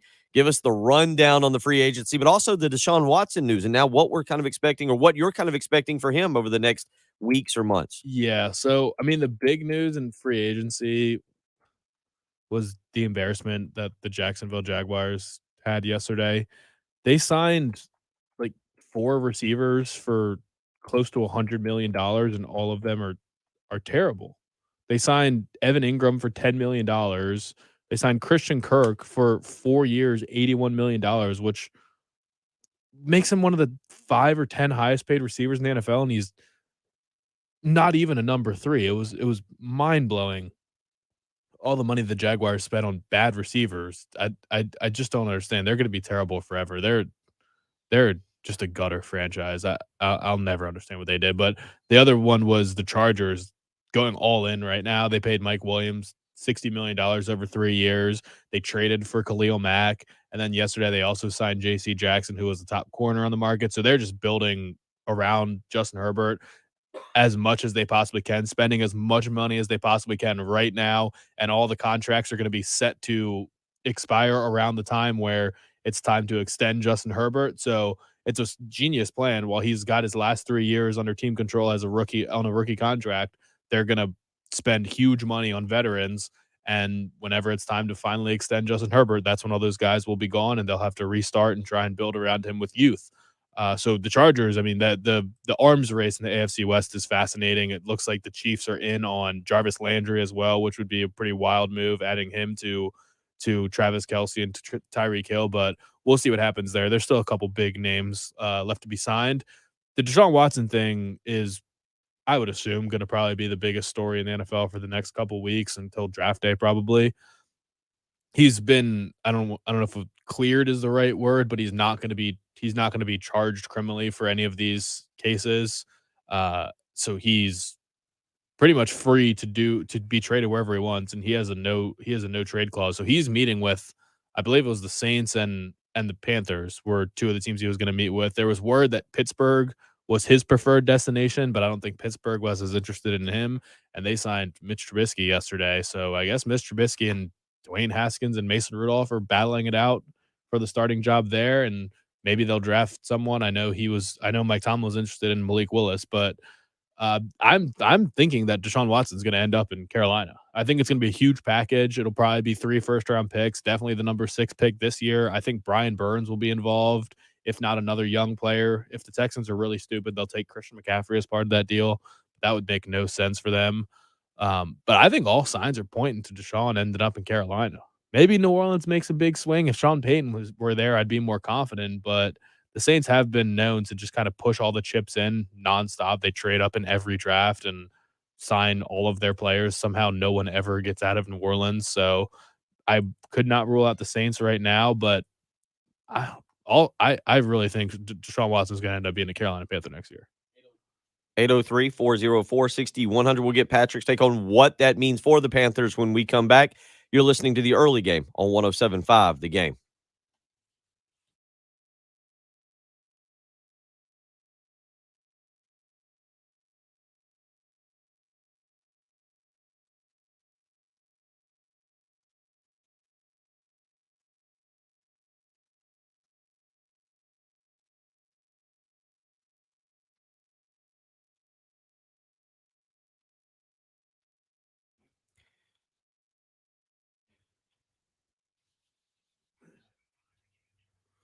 All right. I was gonna say, I didn't say it on it. I was thinking about saying on there. I was to say, go to the Frank Martin, Mark Turgeon tree and get Bruce Shingler back. Oh, well, it's a complicated year for him as well. He's got links to the program, though. He's where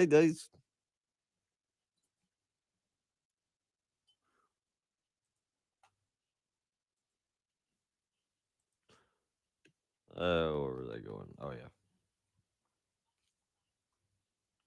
All right, so what are the best misspellings that I've seen?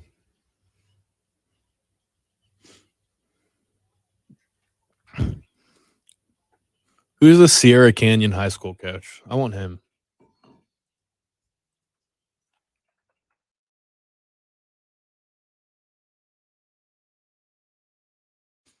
I want Andre Chevalier.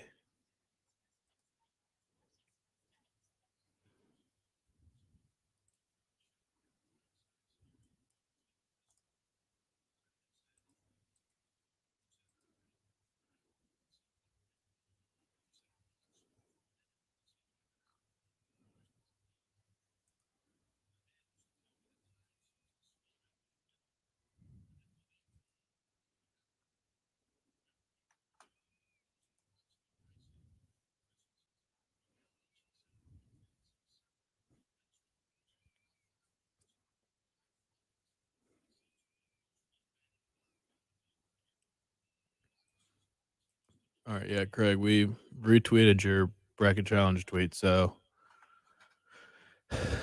check Twitter if you want to join the bracket challenge.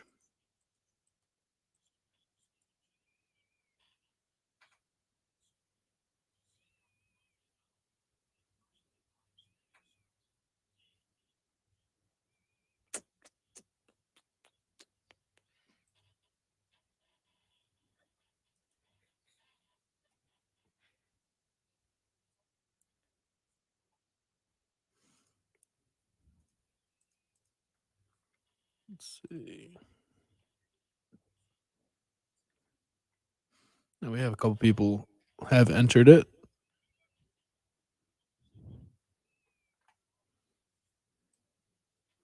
Group entries per user, 25. What? Said entries per user, 25.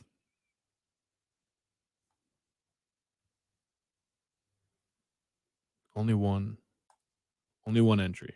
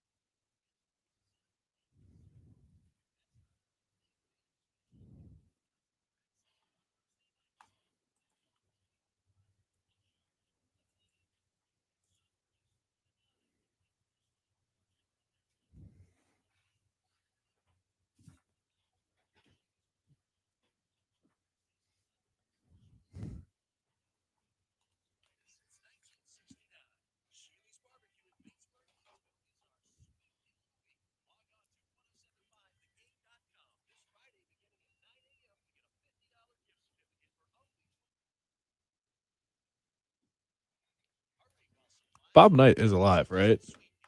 Barely. Yeah.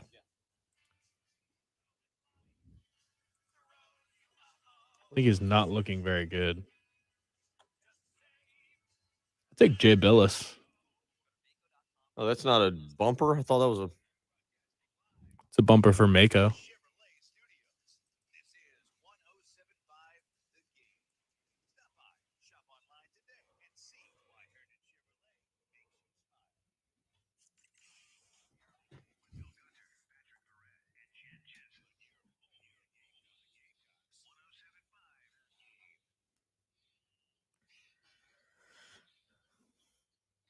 Want to let you know this coming Thursday and Friday, noon to 6 p.m. In other words, during the NCAA tournament, we at 107.5 The Game will be at Twin Peaks in the Vista as we break down the upsets and big wins. We'll start getting you ready for the USC women's first round game on Friday.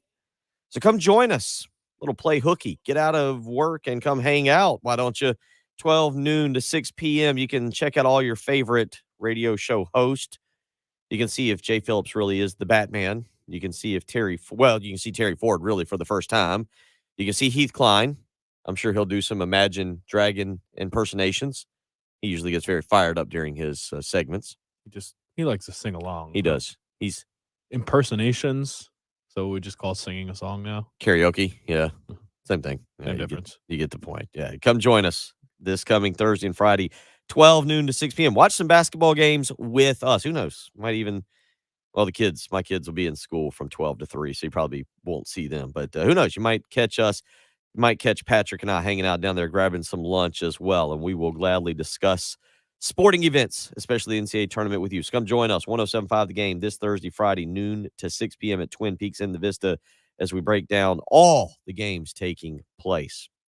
803-404-6100. If you're going to send in a coach's name, please use spell check or try and figure out if you're sending in the right name. Steve weighs in. If BJ Magic is higher as coach, you get GG Jackson.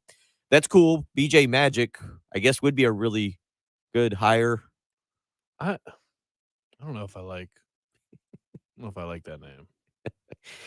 Patrick, let's go back to what we were talking about quickly here before we wrap up this hour and talk a little spring football. But Deshaun Watson, this Panthers organization, we've talked about, they're in trouble. If they bring in Deshaun Watson, how much does it move them forward, or what are the next steps for becoming a Super Bowl contender? Because that's why you're bringing in Deshaun Watson. They will not be a Super Bowl contender immediately, and it'll probably take a couple years, but that's why it doesn't really matter how much you trade. I mean, if you trade a cornerstone defensive player, if you trade 3 first-round picks, it doesn't matter, because the expectation would be that Deshaun Watson is your quarterback for the next decade, at least. I'm assuming about 26 years old would be my guess. I think that's what Mahomes is. So I'm going to look that up right now. He is 26 years old. He'll be 27 in September. So, I mean, yeah, he's going to be your quarterback for a decade. That is the expectation. So you have plenty of time to build around him. You don't have to worry about necessarily winning right now. He's on a huge salary as well. So you have the main ingredient, and then you can methodically build the team around him. I mean, you focus on the offensive line.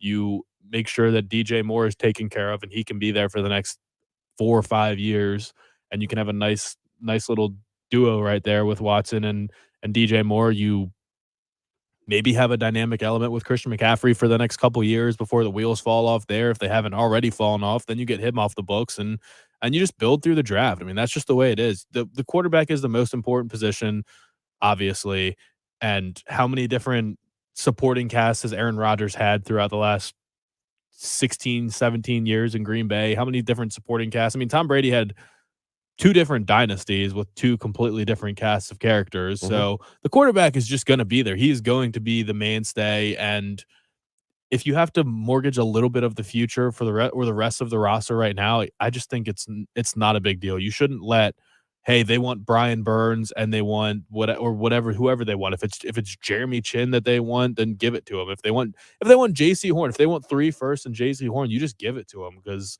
you need that position solved. You can't keep swinging on the Sam Darnolds of the world and expect that to eventually work out. If you have a known commodity, a guaranteed top 7 at the worst quarterback in the NFL, you're going to be in good shape for a long time. We will get into some spring football. South Carolina is about an hour and a half away from getting going over at, I don't know, it's not the Proving Grounds anymore. I'm not real sure if the practice facility has a name now.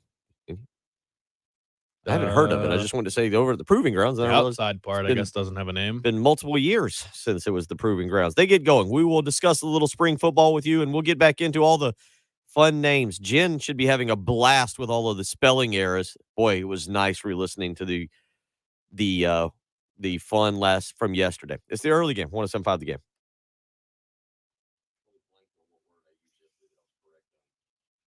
Strategical.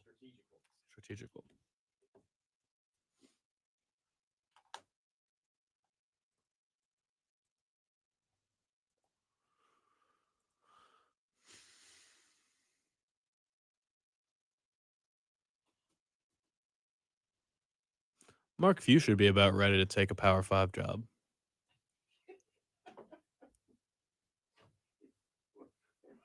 Is that a text or is that? Nah, it's just, I wish it was a text. I want somebody. That's what I'm looking for. I'm looking for texts like that. After 23 years, I think Mark Few is ready for the big time.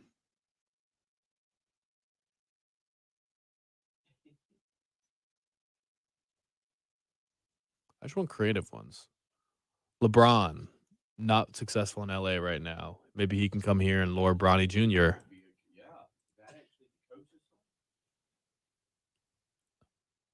What was this guy's name? Andre Chevalier. That's the head coach at Sierra Canyon High School. Sierra Canyon's probably more talented than the University of South Carolina.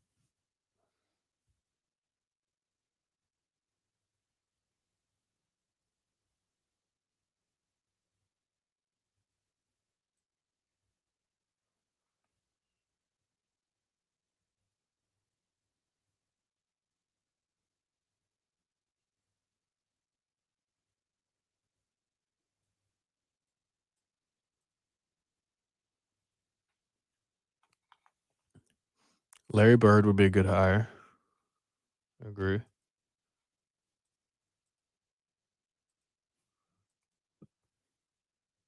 I think Larry suggested Juwan Howard earlier.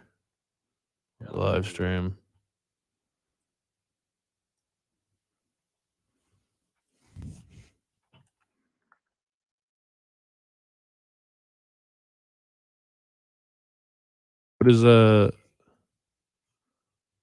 What is Steve Fisher doing right now? He is coach at San Diego State. Is he?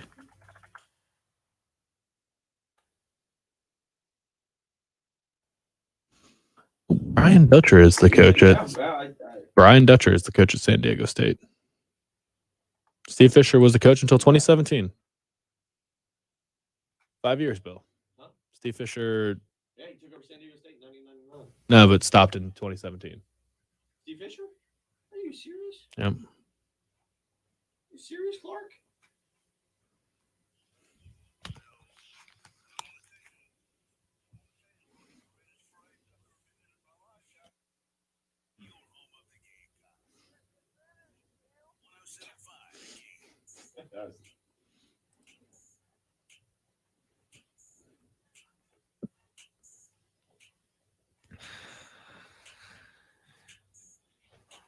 (803-404-6100) how you can join the early game, March 15th, the middle of March here, 8:01. Patrick and I are just laughing, just giggling.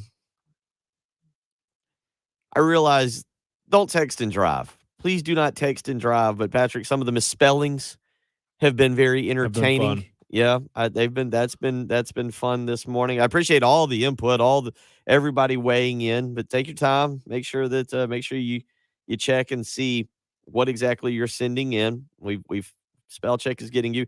We're gonna have to, I guess, study up just in case Greg Marshall becomes a part of this coaching search. If I had to ask you right now, is it Greg Marshall, Greg with 2 G's or 1 G? I would think 2 G's. That's my guess. Let's see what comes up. Oh, good call. Good call. 2 G's. If you're going to send in Greg Marshall, go 2 G's. If you're going to send in Rick Pitino, it is Pitino. If you're going to send in Michael Boynton, Boynton is go with Mike. He likes Mike. I do know that. It is Boyn. Boynton. Ton. Yes. Pronunciation, not the strong suit for me. I get that, but spelling I'm typically pretty good at. It's a Monday. It's the last hour of the show. I am looking for creativity, and I do like where. Wait, it's what? The last hour of the show. You say it's a Monday? It's a Tuesday. Is it a Tuesday? It is a Tuesday.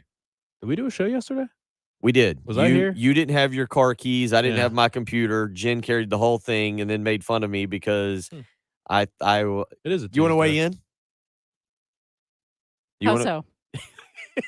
do you want to join whatever what is happening on this program where Patrick just completely blanked on the Monday show? I mean, I guess I'm still rolling through. Last night was my Monday for the other job, and I just came in here, and I'm still kind of on Monday time. So, I get that. but anyway, I do want creativity in some of the coaching suggestions. We've heard Mike Boynton enough. We've heard all the names now, and I like things like the pesky poll said. Northern Kentucky's done really well the last few years. Don't know much about their coach, but that might be a guy we should look at. If you can win there, you can win here, right? I'm kind of disappointed that you would forget the episode where I won a victory regarding the English language over Jennifer, where I'm able to say strategical as a you word. necessarily You won. actually said I don't something think you right? necessarily won. I feel like I won that one yesterday, and I'm disappointed. I replayed that just for myself last night after dinner, just to re-listen and enjoy. That we I confirmed do that you think actually no. said I the think right there was word. a little bit of I was pretty pleased with that. I think there's a little bit of a gray area. No, it's out there. No, and I Strategic. actually had somebody, Eddie, called in and said it is a military term, so it is legitimately a word. That's not how you know it, I understand. You just lucked into it. You backed into it, No, kind it's of like Kyle Busch said a couple weeks ago, somebody won the race. No, they backed into that win. Thank you for that. Well, I I am secured glad a it's victory Tuesday. regarding my speech. Right now, spell check is defeating many on the text line. I did like Patrick's suggestion earlier, also by the way, off air. You think Mark Few's ready for a new challenge? Mark Few's ready for a Power 5 job. I think he's earned a shot. He's earned a shot at the big time. 803-404-60. Jay Wright too, for that matter. 6100. Reggie Anderson actually weighs in this morning, and he points something out very well, very, very wise as well. If you're going to send in Darren Horn, how many R's? 1 R or 2? I think we go for Darren Horn. No. If you're going to send in Darren Horn as a suggestion, 2 R's, I-N. Darrin. There's got to be another Darren Horn out there. Well, people don't spell my husband's name right either. So Joe How Horn. does your husband's name get spelled? not in the Southern way. It's just 1 R and 1 I. 1 R, 1 I. So yeah, we're just trying to help everybody out there this morning. If you want to weigh in, 803-404-6100. As look, and I know many of you have done coaching searches before, and it's entertaining at first, and then it just becomes flat annoying. So we'll enjoy the festivities of trying to figure out the next head coach and dreams of Sean Miller's, or some of you are weighing in with Dawn Staley's or BJ Mackey's or whoever your favorite Rick Pitino's. Yeah, you can have those for the next few days. I'm guessing, Patrick, in all sincerity, that this thing, what do you put the timetable on? Obviously you want to get it done as soon as possible, and not a pot shot at Frank Martin or South Carolina, but we know what happened last offseason with potentially trying to let him go and things of that nature. And that's what you and I discussed yesterday. We said, hey, this isn't something that just cropped up overnight. Now you're making a decision. It feels like this has been a year in the making. The administration, the athletic director at South Carolina has had time, this year to really say, okay, if Frank Martin doesn't do this, we're going to do this.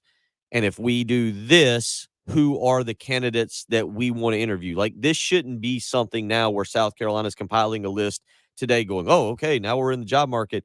It feels like this is something that has been a year in the making, and that, quite frankly, should move pretty quickly. I would almost venture a guess. I feel like these coaching searches can take, 2-3 weeks.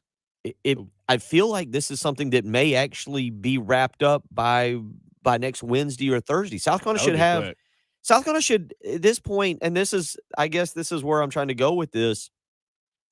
At this point, you've had a lot of time to study and know what you were going to do. And so if you have a list of 10 names, and again, I'll say, let's not be naive about how these coaching situations work. It's very possible behind the scenes for the last 2 or 3 weeks, you could be reaching out through third parties and just going, hey, is this coach interested? Would that coach be interested? Would he at least talk to us if we have an opening. Like, you should have an idea right now of who has some mild interest that now you can formally approach and know what their answer is going But to if be. you are not the top job available, don't you also kind of have to wait for some of the other dominoes to fall? No, Like if you want Sean Miller, you're trying and to beat you feel like Sean Miller would consider this job, but he's holding out because what he wants is Louisville, and he's going to wait to see what Louisville does. And if Louisville goes a different direction, then Sean Miller would take the South Carolina. Like if it's something like that, guys that are not sitting head coaches. And from what we can get on the text line this morning, Sean Miller early on was a very popular name. Louisville's been open since January, early January. Am I right on that? Somewhere in that. Yeah. So if they have Sean Miller knows by now whether he's a candidate for that job or not. Same with Maryland. Sean Miller knows right now. And again, well, Maryland's already on their third choice. I'll venture a guess and say Florida conceivably was vetting prospects as well. Mike White was not guaranteed to get next season. It was likely he was going to get next season, but he was going to be expected to get to the NCAA tournament and do some really big things. It's hard to say that Florida hadn't reached out behind the scenes to check things as well. I feel like there's a lot of things that have happened. LSU's an interesting job because typically I'd probably put it ahead of South Carolina, but you feel like LSU's about to get hammered with sanctions. Just get slammed. They're going to pay a lot, though. So that's not really a better job now. And I can't really say that Kansas State is a better job. Who else is out there? Missouri. I can't say that that's necessarily a better job. I'm not saying that South Carolina is the third best or fourth best job. I don't really know where you would rank it. I'm just also not going to say that Missouri or Kansas State are necessarily better jobs than South Carolina right now, just where you can go in with money and maybe get the guy you want. I think you act quickly on that. I know for a fact, this is not me saying this is from the text line. I know for a fact that Mark Few, PFEW, has Augusta privileges. That's an in. That's an in right there. It's right up the road. I've seen him downtown Augusta twice after playing around. Could that be a draw? Our coaching job should come with a membership as part of the compensation package. I mean, you heard it here first. He will be. Mark Few is tired of Gonzaga. He's been there since '89, and he's never won a national championship. He's worn out his welcome. You have gone through the Muschamp search. Mark Kingston didn't really get the typical treatment. We know what's coming next. Patrick, there's a guaranteed line that will be somebody will send in within the next 7 days. And we'll just go ahead and add our own. Jen Jensen will be the one who maybe breaks the news. What coach is looking at property on Lake Murray first? That's what you're keeping an eye on. This is where Jen, who's in some real estate, can really break. We can break the news of the next coach right here on our program because Jen's in real estate, and Jen can keep an eye out there. And as soon as we hear of a coach looking at property, there you go, on Lake Murray, Jen can run in here at 6:05 the next morning, and we will have the scoop right here. Because we all know this is how we determine coaches for the University of South Carolina. Who is looking at property on Lake Murray? Exactly. Isn't it funny? It's the very first thing they take him to. They don't take him to the campus. They don't take him to the basketball or football or baseball stadiums. They take him to Lake Murray, and they say, here you go. And it worked. We tricked Will Muschamp. That's true. We got him. We got him, everybody. Steve Spurrier. I'll never forget my grandfather, my late grandfather, Homer Festerman, who was actually very involved in the South Carolina basketball program with Frank McGuire there back in the 70s. And I'll never forget back in 2004, my grandfather saying in like early November saying like, there's a rumor that Steve Spurrier is looking at property on Lake Murray. And me being back then a little punk, like 25-year-old, like, all right, old man, I don't know what you're talking about. You ain't got no scoop here. What are you trying to do here? And lo and behold, about 20 days later, Steve Spurrier, while not buying property on Lake Murray, was then the head coach of the University of South Carolina. So keep an ear out, folks, for the property on Lake Murray rumor, because as soon as that one pops up, we know who the coach is. Or just Mark Few's Spokane home is on the market. 803-404-6100. Jay Wright is listed as Center City, Philadelphia flat. Yeah. Everybody start scouring the Lake Murray listings. And if you see Jay Wright's name, been on the main line long enough. 803-404-6100. It's going to be a beautiful day out there. Spring practice gets going for South Carolina here in about an hour. Patrick and I will talk about that. We'll get into what we expect. People don't care. It's a basketball school. We all know that. No way. Sorry, Shane Beamer. You've completely lost your fan base. Now, all the excitement he built in one year is gone on March 15th as people are envious over what this basketball program could end up being. We'll get to that. I want to get to that. We know Spencer Rattler is a story trying to improve the offensive line.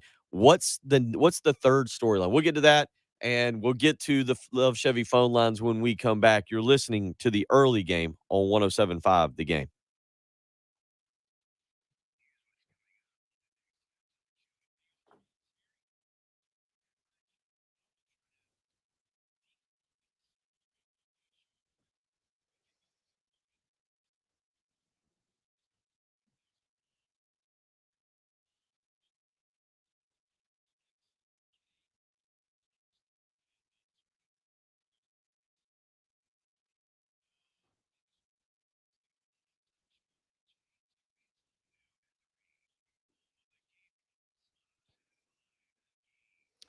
Spring is officially upon us. That means getting out into the yard and doing yard work. So that's if you're Jen Jensen. If it's me, it means somebody coming to the yard and doing yard work. But it means me going out and playing in the yard with Austin or with Ansley, my son, my daughter, throwing the football around, kicking the soccer ball, playing some hoops in the front yard, whatever it may be. And I need to be in great physical shape because Austin's getting older. He's 9. And I don't want to lose to him just yet. So if I've been suffering with joint pain, I call QC Kinetics, and I encourage you to do the same. You can get real, lasting relief now with natural biologic treatments at QC Kinetics. Give them a phone call today for a free consultation, 803-281-6860 right now. Again, a free consultation if you've been suffering from joint pain, if you've had problems with your hip, with your knees, your shoulder, your lower back, and you're ready to enjoy spring and summer. Don't hesitate. Make this the best spring and summer you've ever had with no joint pain holding you back. Call QC Kinetics, 803-281-6860. It's the new, better, smarter, non-surgical, non-invasive way to deal with joint pain. QC Kinetics is treating patients every day in hundreds of clinics nationwide with remarkable success. It is absolutely life-changing results. No surgery, no steroids, no downtime. So again, if you've had aching hips, knees, shoulder, lower back, this is the relief you've been hoping for. Call QC Kinetics today for that free consultation.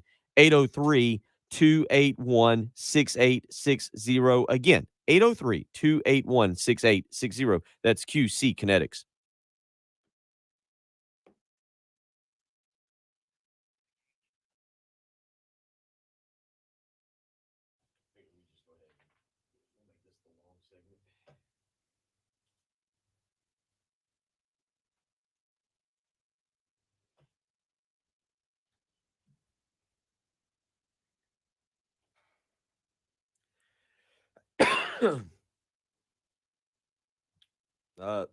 Excuse me.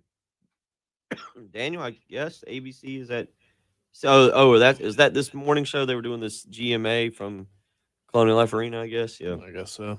I do think they were doing some kind of tour.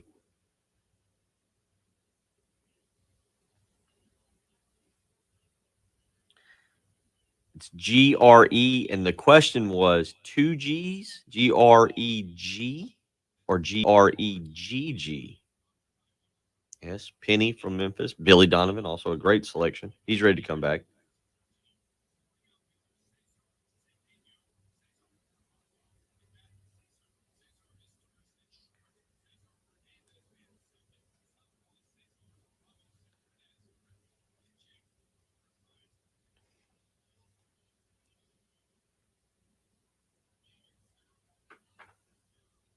Is it the Spur? It's not. I don't think. Is it the Spurrier practice facility?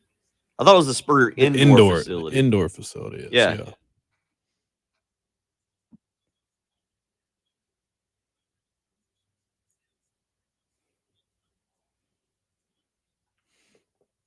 Do you know who the youngest coach in college basketball is?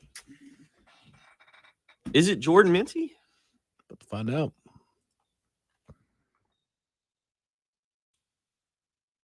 He did get me in a game of horse the other day, but you got to just – the key is I've still got him by about an inch or two, and you have to land the elbow just right mid-game to assert dominance. If you can get that elbow in, he tends to back down. We haven't toughened him up properly yet. Oh, it's Drew Valentine. 29 years old. Who? Drew Valentine.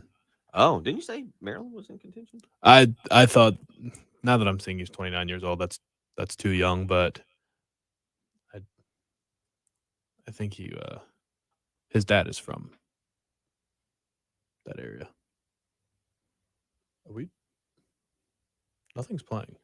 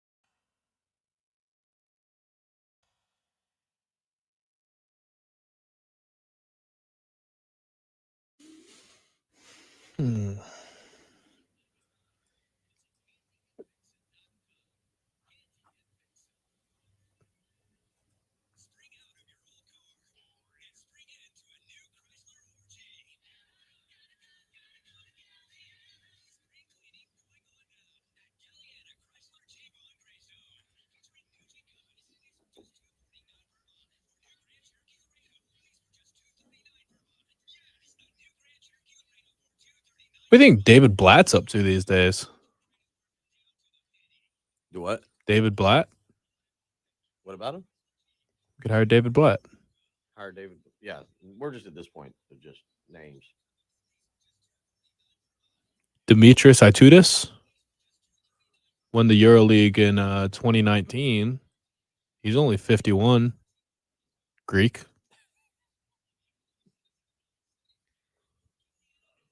He's got 5 Gomelsky Cups. I kind of want to go outside the box and hire a Euro coach.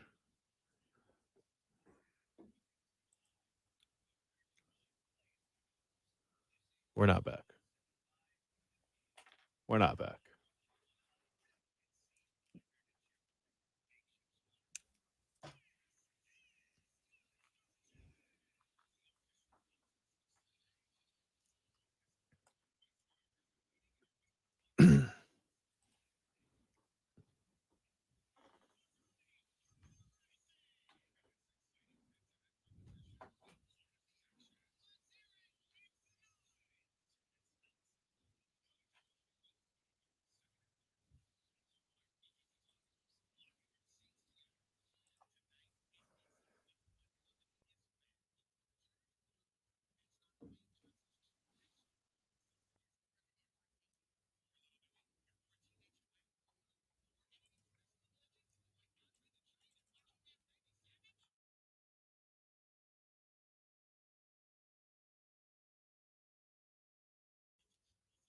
Who was the wrestler that passed away?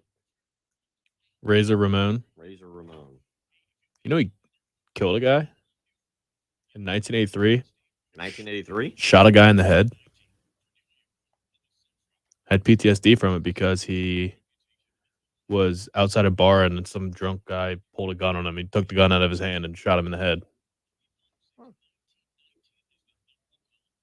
Then he was going down a bad path, and Diamond Dallas Page saved his life. Yeah. Razor Diamond DDP. Really? It was Diamond Dallas Page? Yep.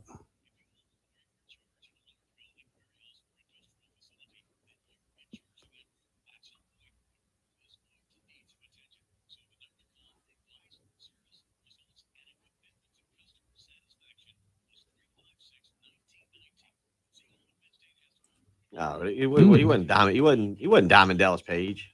What? No, Diamond Dallas Page, like, he was going down a terrible path, and Diamond Dallas Page rescued him and became his manager and brought him into the wrestling world. Gotcha.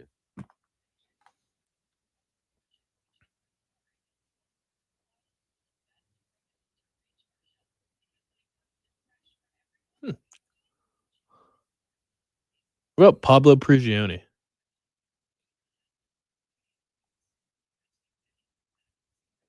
Kind of like that.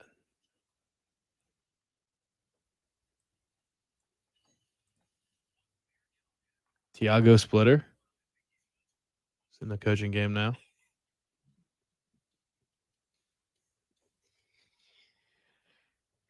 $8:23 on a Tuesday morning. Patrick's had enough of the job search. He's just searching European coaches now to see who was I'm searching young former players. What about Patrick Mutombo? He coaches the what is this team? The Raptors 905. Oh, the G League team for the Raptors. Okay, going the Jerry Stackhouse approach, I see. Going with the G League coach. Tiago Splitter has recently become a coach. I see what you're doing. 2019. Yeah, Patrick is going down a path here that Mike D'Antoni does not have a job right now. That's a good point. Neither does Roy Williams and Mike Krzyzewski technically. Mike D'Antoni didn't retire though. Huh? Mike D'Antoni didn't Oh, retire. yeah, he's just out of a job. He's out of a job. Okay. All right. So continue along. What would be the worst hire they could make? Tom Crean? Bill Gunter. Look, I again, we would be on probation significantly, but I can guarantee one NCAA tournament win. Now, South Carolina may get the death penalty in basketball. It would be a first ever, but I can guarantee my motto would be, how much money do we have to make this thing work? What do we need? My first goal would actually be to get him out of Under Armour. I would with basketball as it pertains to basketball would be, because I do think that basketball, I don't think, I still talk to enough people to know that the shoe companies still have a stronger influence on basketball recruiting than name, image, likeness. You can overcome some things as it pertains to name, image, likeness, and being able to get prospects in. But the basketball shoe companies are still really, really being able to handle that. Ray weighs in with the worst tire will be. I'm just reading text. I've given up on trying to correct people's spell checks or misspellings. I'm just going with what the text says, and he says worst tire will be Will Wade. That would be a bad tire. That would be a bad tire. Also, probably a bad hire. He's a good basketball coach. I don't think. No, he's not a good basketball. I think that is a perfect example of a dude who lived off of Nike. Do something, or Adidas. I forget which one he had at the end. I think it was Adidas is who LSU had with Christian Dawkins and Merle Code. I don't think it was Nike, but I've seen enough of this to know that those shoe companies are still going to heavily influence, because the shoe companies, it's a lot easier when we talk name, image, likeness. It's a lot more difficult to go out and get, if you're a Nike or if you're an Adidas or if you're an Under Armour, to go get a Trevor Lawrence or I don't know whoever was the number one player in this past college football. Was it Travis Jackson who went to Jackson State? Travis Hunter who went to Jackson State. It's a lot more difficult to grab that guy and it actually is a lot more difficult to grab that guy and sign him to the Nike shoe deal or whatever. The boosters and the schools have far more influence in college football, whereas in college basketball, those shoe companies, man, you're playing for an Adidas or an Under Armour or a Nike-sponsored shoe company, which basically, I can tell you from experience, there's a representative that's usually dealing the upper-level travel teams, Nike, Under Armour. There's a Nike or Under Armour or Adidas representative dealing directly with your head coach, and your head coach has got direct impact on you. Shoe companies, the name, image, likeness has not filtered its way to college basketball quite like we've thought. 803-404-6100. We'll get back into this. Alex says, yeah, isn't Auburn Under Armour? Yeah, Bruce Pearl, but that's something that's a little bit different there with Bruce Pearl. And again, knowing how to work the game. It's another reason why I'll just go back and real quick say, I'm not sure Mark Turgeon isn't a better option than Sean Miller, given that he worked for an Under Armour team in Maryland. And you look at his resume. 803-404-6100. This may be fun. Patrick, let's go out to the Love Chevy phone lines, Jen, and let's hear what Ray wants to weigh in. He has coaching search ideas. Good morning, gentlemen.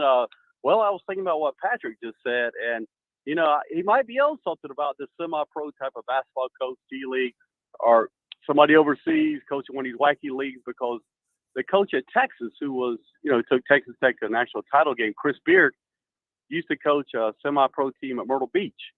And he talked about how he actually slept in his car and he would shower at the gym where they played at. I believe it was a rec center. But anyway, so, Patrick could be on to something. But I do think whoever they do go after, I think it's somebody that's really got to know the AAU system. You got to go out on that gray area. Not, you don't want to be a cheater, but, you want to utilize all the resources you have at your hand. So, it'll be interesting who it is, but, Chris Beard, a guy like that. So who knows? But anyway, I just thought, Patrick kind of had a good idea. Thank you, Ray. We got to think outside the box. You do. Yeah. If we go Euro, though, you don't need to know the AAU system. We just get a team of 12. Oh, I see what you're doing here. 6'8". Yes. Fundamentally sound Euros. The ball movement's going to be ridiculous. We wouldn't be able to talk about it on this program because I wouldn't be able to pronounce any other names. Yeah, we'd have no clue. We'd just be going by numbers. But just a squad of, and the ages will probably be different. They'll probably be 21 years old by the time they get here. We'll have 21-year-old freshmen. I don't think it's a bad idea to go the European route and just bring in a bunch of Euros. I actually think that could work. You have to do something different. We've done 2 hours of a coaching search program, and I'm exhausted with it. Excellent. Wait, I want to remind you. Thiago Splitter. Thiago Splitter is the man for the job. This is where we're at. It's gonna be. Thank goodness the NCAA tournament starts this week. Reminder: you can come and visit 107.5 The Game Thursday and Friday, 12 noon to 6 p.m. at Twin Peaks in the Vista. We will be there broadcasting, hanging out, watching basketball, and we'll be getting you ready as well for the USC women's first round game on Friday over at Colonial Life Arena. So come visit all of us, 12 p.m. to 6 p.m. at Twin Peaks in the Vista this coming Thursday and Friday as we take in some NCAA tournament basketball game, enjoy some good food, and hang out with you, the listener. Make it a part of your Thursday and Friday NCAA tournament experience. Patrick, let's go to football here for a second. And also just a reminder, just because we need to mention this, tonight, 7 o'clock, Hope reminds me on the Buford Lending live stream. Tonight, 7 o'clock over at Founders Park, South Carolina and Gardner Webb. You can hear it right here on 107.5 The Game. Spencer Rattler makes his official South Carolina debut here in about an hour over at the practice field. You'll be able to go to Gamecocks Central. You'll be able to go to thebigspur.com. You'll be able to read all of the takes, the hot takes from guys like John Whittle and Wes Mitchell and Chris Clark and all the guys. J.C. Sherbert will join us tomorrow, and we'll talk about the opening day. But, Patrick, we've talked about this. I think excitement's going to grow. This is going to be a very positive spring. Somebody hit us up earlier and just said the main thing is no major injuries. I agree with that. I don't know what you necessarily take away from spring. Like, it's hard for me. Shane Beamer's an ultra-positive guy. He's going to have a press conference today at 12:30 to not only talk about the winter workouts, but the first day of spring practice. What do you expect? What do you want to hear today? Like, do you want to hear, Spencer Rattler was everything we've expected him to be. He's definitely the starting quarterback, and the offensive line looks right. Like, what's the main thing you want to hear today? I want to hear Spencer Rattler came in with chemistry with Austin Stogner already, but the way he and Jaheim Stogner not here yet. Well, but we already know that there's chemistry there. Right. Yeah, okay. But the way that he is connected with Jaheim Bell already has been unbelievable. Juice Wells is here, right? Juice Wells is here. The way that the chemistry with him has been insane, and the offensive line, they're just clicking right now. Last year they struggled, but they're all on the same page right now. And Cam Smith and Zach Pickens came in with NFL aspirations, had both getting preseason hype, and both of them are in the best shape of their life. They look like they are just ready to absolutely dominate college football. And who's a linebacker? Sherrod Green is back and healthy finally, and he's going to play. He is back, right? He's back. I don't know if he's 100% full go. I believe he's limited contact early on in he's spring. Just one of those guys that's been here since the Steve Spurrier era. Yeah, he was Muschamp's first recruit. Yeah. Second recruit behind Randrakis Davis. Yeah. Is he here? No, he finally retired He's from gone. football. Jalen Dickerson, by the way, also Jalen Dickerson retiring from football this past week as well. He was another guy who just never could Stay healthy. stay healthy. But I'm with you on it. It is interesting that I think today, as I looked on Sunday, as I looked ahead to this week and tried to like plot out how we were going to kind of handle it. My thinking was today would be centered more around spring practice and what people are kind of looking for or hoping to hear today. That's not what we've discussed at all really this morning. And Patrick, though, it does start today and it'll culminate on April 16th with the evening spring game. And, by then South Carolina will have a basketball coach and baseball will be really full go. But this is something that a lot of people are going to pay attention to in the next few weeks. And again, that's why I asked, you're going to want to hear what's happening with Spencer Rattler. I give you a name that I'm very interested, two names, because they're the running back position. Marshawn Lloyd, I think you're going to hear positive things about him. The key for him is being healthy and feeling fully comfortable. But Christian Bill Smith is a guy that apparently did not want to speak at the little day that they had for all the transfers. Didn't have time for it or didn't want to speak. This is a guy that comes from Wake Forest where he was extremely productive, and he's a bowling ball type back. He's going to be one of the more physical, punishing rushers. I want to hear how he's incorporating and where they see him fitting in with Lloyd, with Rashad Amos, with Juju McDowell, because I didn't think South Carolina would have a whole lot of depth at running back after the departures of Zaquandre White and Kevin Harris. But now Lavassier Carroll was a high 4-star running back recruit. And talking with people at Georgia, he was going to be moved back to running back this year. They just wanted to try and get him on the field somewhere. He was going to be moved back. He now comes over and be able to go through spring practice. Christian Bill Smith has been productive at Wake Forest. Rashad Amos was a guy that 2 years ago, the COVID year, got some carries late in the season, and I kind of looked productive. Juju McDowell has shown that he's productive with the ball, and Marshawn Lloyd is the guy that I think everybody is hoping finally lives up to that incredibly high recruiting ranking. Yeah. And there was a Ivy League transfer too. Yeah. Dante Miller, is that Yeah, it? I think so. Dante Miller. So, no, I mean, we talked about it when Lavassier Carroll committed and how it seemed like people were maybe a little too overboard with the excitement and thinking how much he would contribute from day one. And that was before we had the transfers. And now, yeah, like you said, it's a very deep running back room. It's a hard position to really stand out in practice because just the flow of the game is different than in practice. And if you're not fully padded every day, running back is hard to really stand out, especially if you're, like you called him, a bowling ball type of player.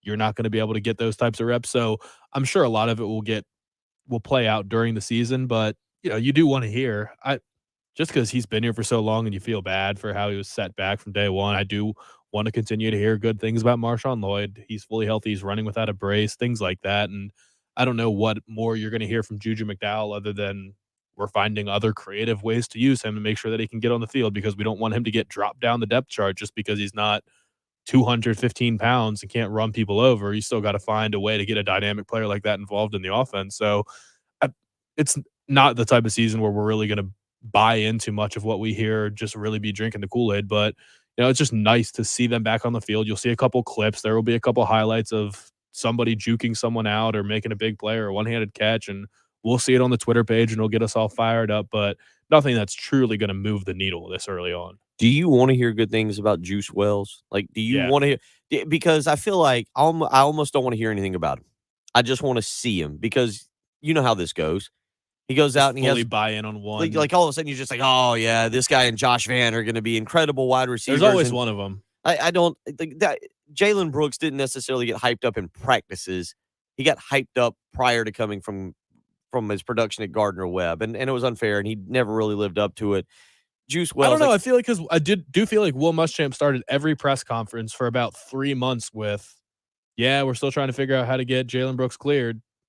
Still trying to figure out how to get Jalen Brooks cleared because we're going to need him. He made it pretty clear that he was going to be a key contributor to the offense. And can't even remember at this point how many games he was out for. He was out for about the first 5, I believe. He came back for the LSU game. Okay. That particular game in South Carolina was 2-2, so he was out the first 4.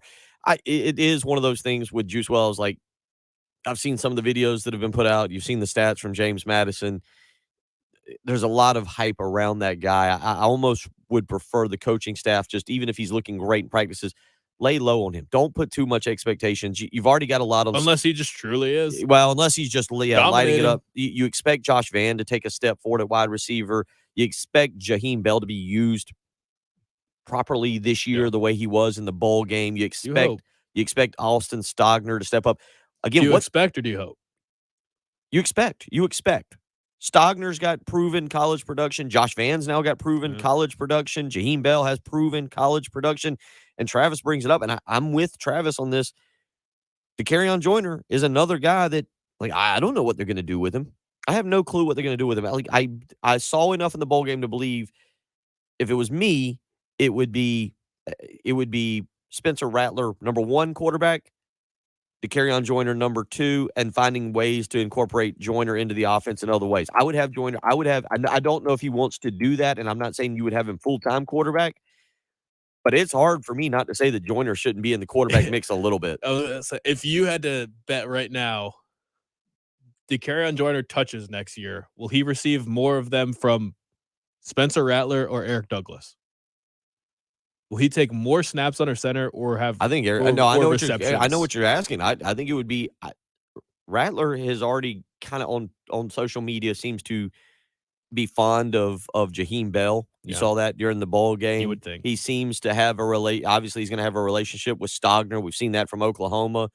I think Juice Wells and Josh Vann are going to be the 2 wide receivers that kind of step up there. I think the guy, because of the bowl game, Amarion Brown and what he ends up doing and how he factors into the wide receiving group is going to be interesting. Sampson, who's not even here, that people keep hyping up. That's right. Yep. So, yeah, we'll see. Spring practice does get going over there today. We'll have audio from that tomorrow. JC Sherbert as well to talk about that. So, yeah, you're going to hear positive stuff, right? Like the next month is going to be just the most positive month of South Carolina football you've ever heard.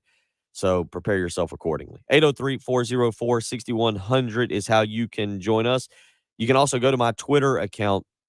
I think Patrick as well. I haven't seen if Patrick retweeted it, but we have our early game bracket out now where you can go to ESPN and check that out, sign up, and be a part of our early game bracket. You never know with this program. We might even have a gift or 2 that we end up giving away to whomever wins it. So go ahead and go to @Will, WIL, Gunter, GUNTER is how you can go and sign up and subscribe to that. I've retweeted the link that our good buddy Craig Godwin put out earlier this morning. So go and check that out.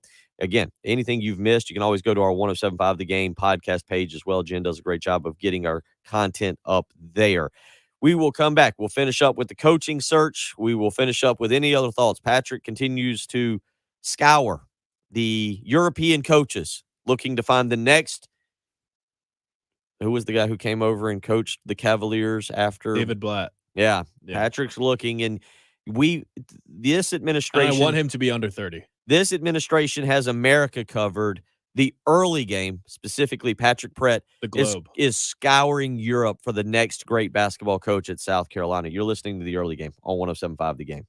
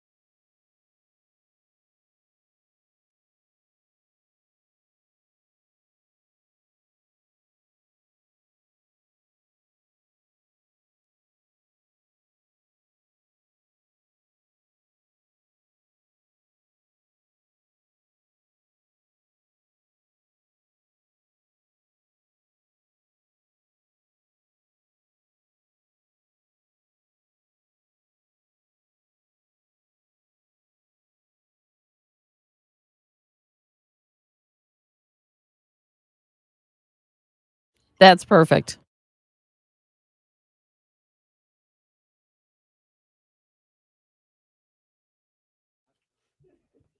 I would love to get some momentum behind the idea of just completely go against the grain, hire a European, and only bring in European basketball players for the next decade and see what happens.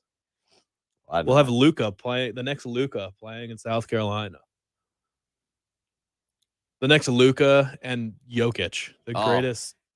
Can you imagine Luka and Kristaps Porzingis as part of the South Carolina roster and not instantly on the Mavericks?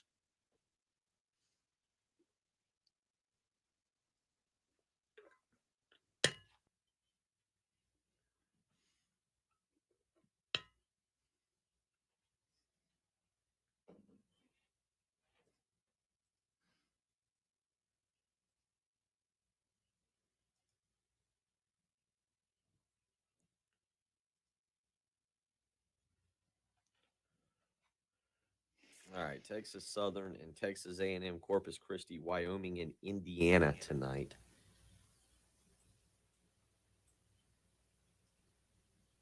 There's also a Jay Billis, my bracket is better than yours special.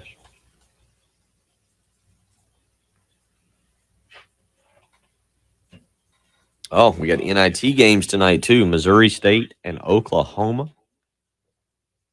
Dennis Gates and Cleveland State are at Xavier. Xavier. The Basketball Classic. South Carolina Upstate is at Appalachian State.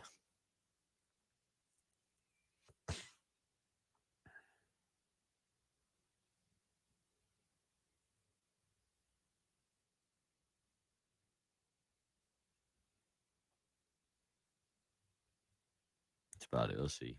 Oh, we got NHL tonight. Okay.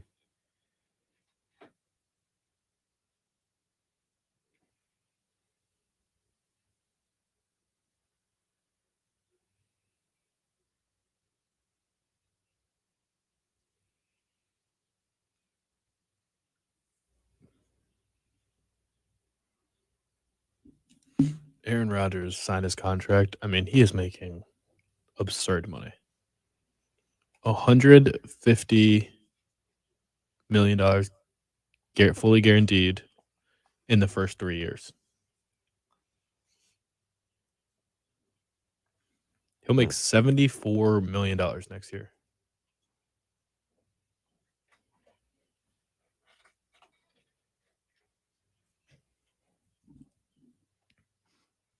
Thank you, Jim.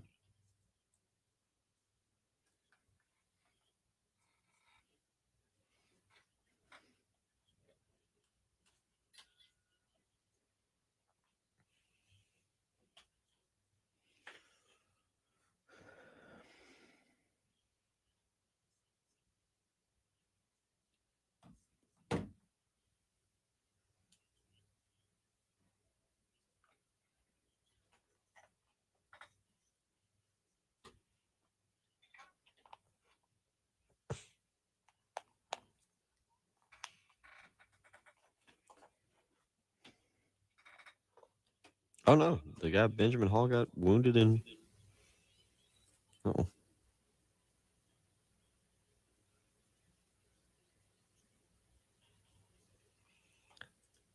Cardinals converted DeAndre Hopkins' $10.65 million roster bonus into a signing bonus, creating $7.1 million in cap space.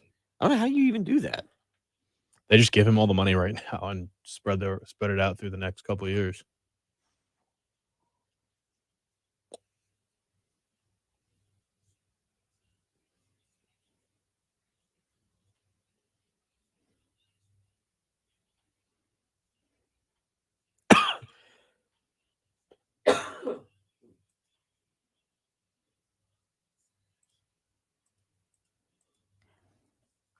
Not sure how to react. You're so on time. Yeah, I have you on time this morning.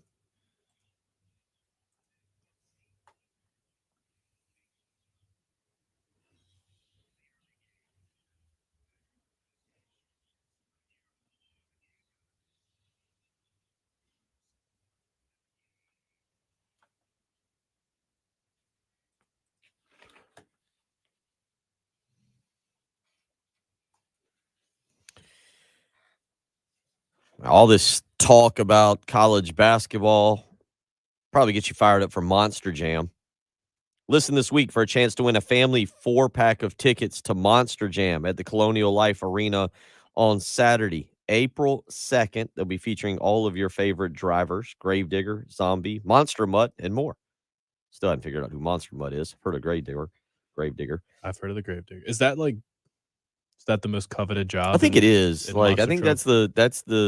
that's the seat that everyone's elite. gunning for. I think it is Gravedigger, Zombie, Monster Mutt, and more. If you don't want to win tickets, if you don't want a chance to win a family 4-pack of tickets, you can purchase tickets. Go to Ticketmaster.com. Again, listen this week for a chance to win the family 4-pack of tickets to Monster Jam at Colonial Life Arena Saturday, April the 2nd. So you can check that out. I actually will probably go to that with the kids. Adam Anderson drives Gravedigger. There's multiple, I think. He's the son of Gravedigger creator Dennis Anderson. How about that? Wonder if they know anything about basketball. Put him on the list. Interview him.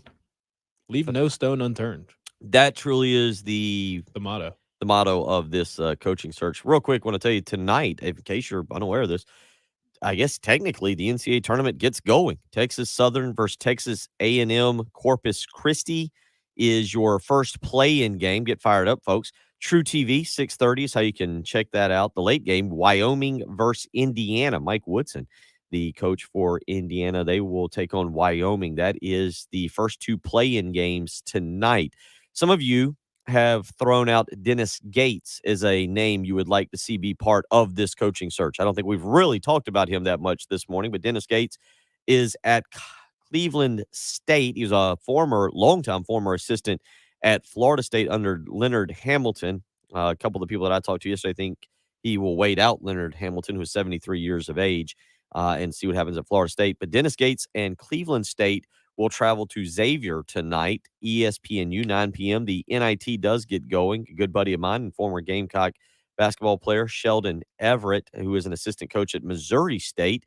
They will be at Oklahoma tonight. You also get a couple other games, Belmont at Vanderbilt, Princeton at VCU, Texas State at North Texas, Oregon at Utah State. I'll mention Utah State because that's another name that people are throwing out there, Ryan Odom, son of former Gamecock coach Dave Odom. I don't know if Ryan would want to come to a place that booed his father during the introductions, but who knows? Ryan Odom at Utah State also participating in the NIT tonight. So if you want to check out 2 guys who are at least being mentioned in connection to the South Carolina job, Oregon at Utah State, that'd be Ryan Odom tonight, ESPN 9 o'clock, and Cleveland State, that's Dennis Gates at Xavier, 9 p.m. on ESPNU. Patrick, we're not even 24 hours into the coaching search, and I don't know where it's going to go. You want to take a serious ballpark guess at where this thing ends up?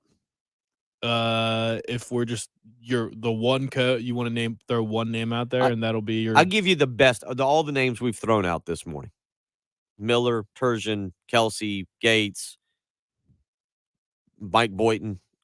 All the names. Y'all, there's 77 names that have been named in this 3-hour program. Give me the best hire, the absolute best hire, and give me the most realistic. Who you would put your money on here? We're not even 24 hours. Who would you take a chance on? Who do you think they end up landing? The best would be Sean Miller. I think Mike Boynton is a runner up there. Realistic. I think they're going to go outside the Power 5. I will say Pat Kelsey. You're going to go Pat Kelsey? Yeah. That's who you go with I early think on? they'll find that the job is not as coveted by the big names as they might want it to be. Yeah, I'm with you. I actually will take more. The more we've talked about it this morning, it's not a name that I came in here even thinking about. And it's not a name that I really think is on the list, to be honest, because I haven't seen his name mentioned anywhere except for right here on this program. But it's a name that I think that they definitely need to interview and talk to and gauge his interest, if he has any interest at all. And that is the guy that was at Maryland, Mark Turgeon. Again, to give you his breakdown, he is 57 years of age. He just turned 57 back on February 5th. Originally from Topeka, Kansas. He played at Kansas from 1983 to 1987 as a point guard. He's been an assistant at Kansas, Oregon. He was an assistant with the 76ers, and he's been a head coach since 1998 for Jacksonville State, also coached at Wichita State, Texas A&M, and Maryland. His overall career record, 471 and 272. He has won regular season titles both at the MVC with Wichita State and the Big Ten regular season title just a year ago or 2 years ago, I guess, the COVID shortened season. He was named Coach of the Year in the Big Ten and in the MVC.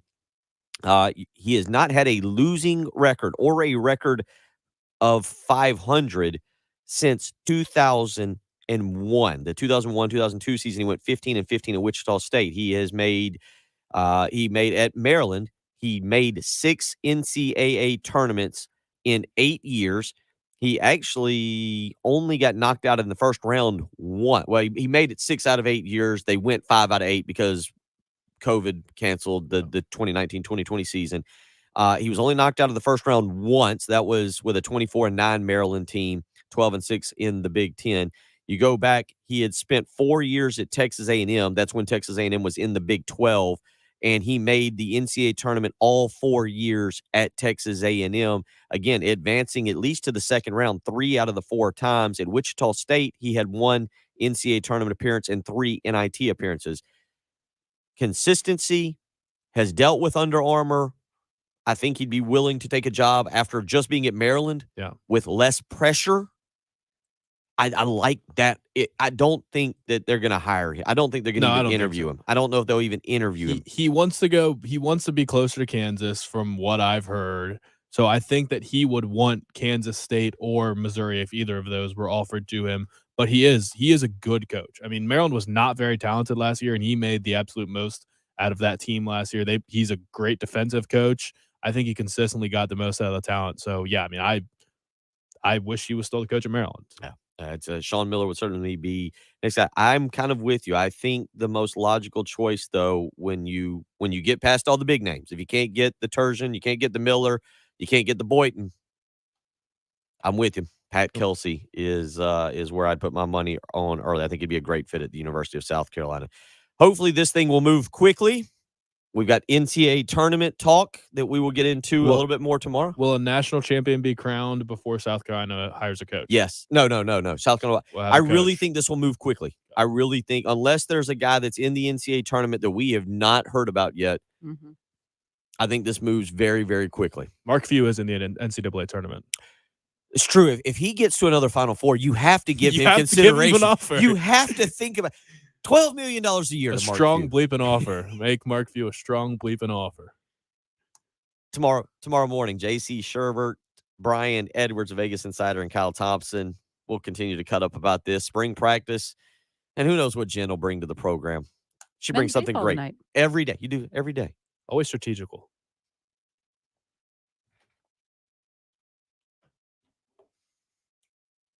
I had time to call the station. It's true. Yeah. All right, everyone. We will see you tomorrow. Hopefully my keys show up today. Oh, yes. We cross your fingers for the keys and not get lost by the post office.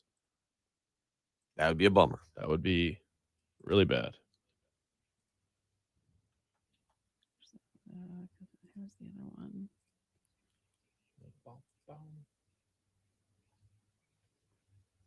All right.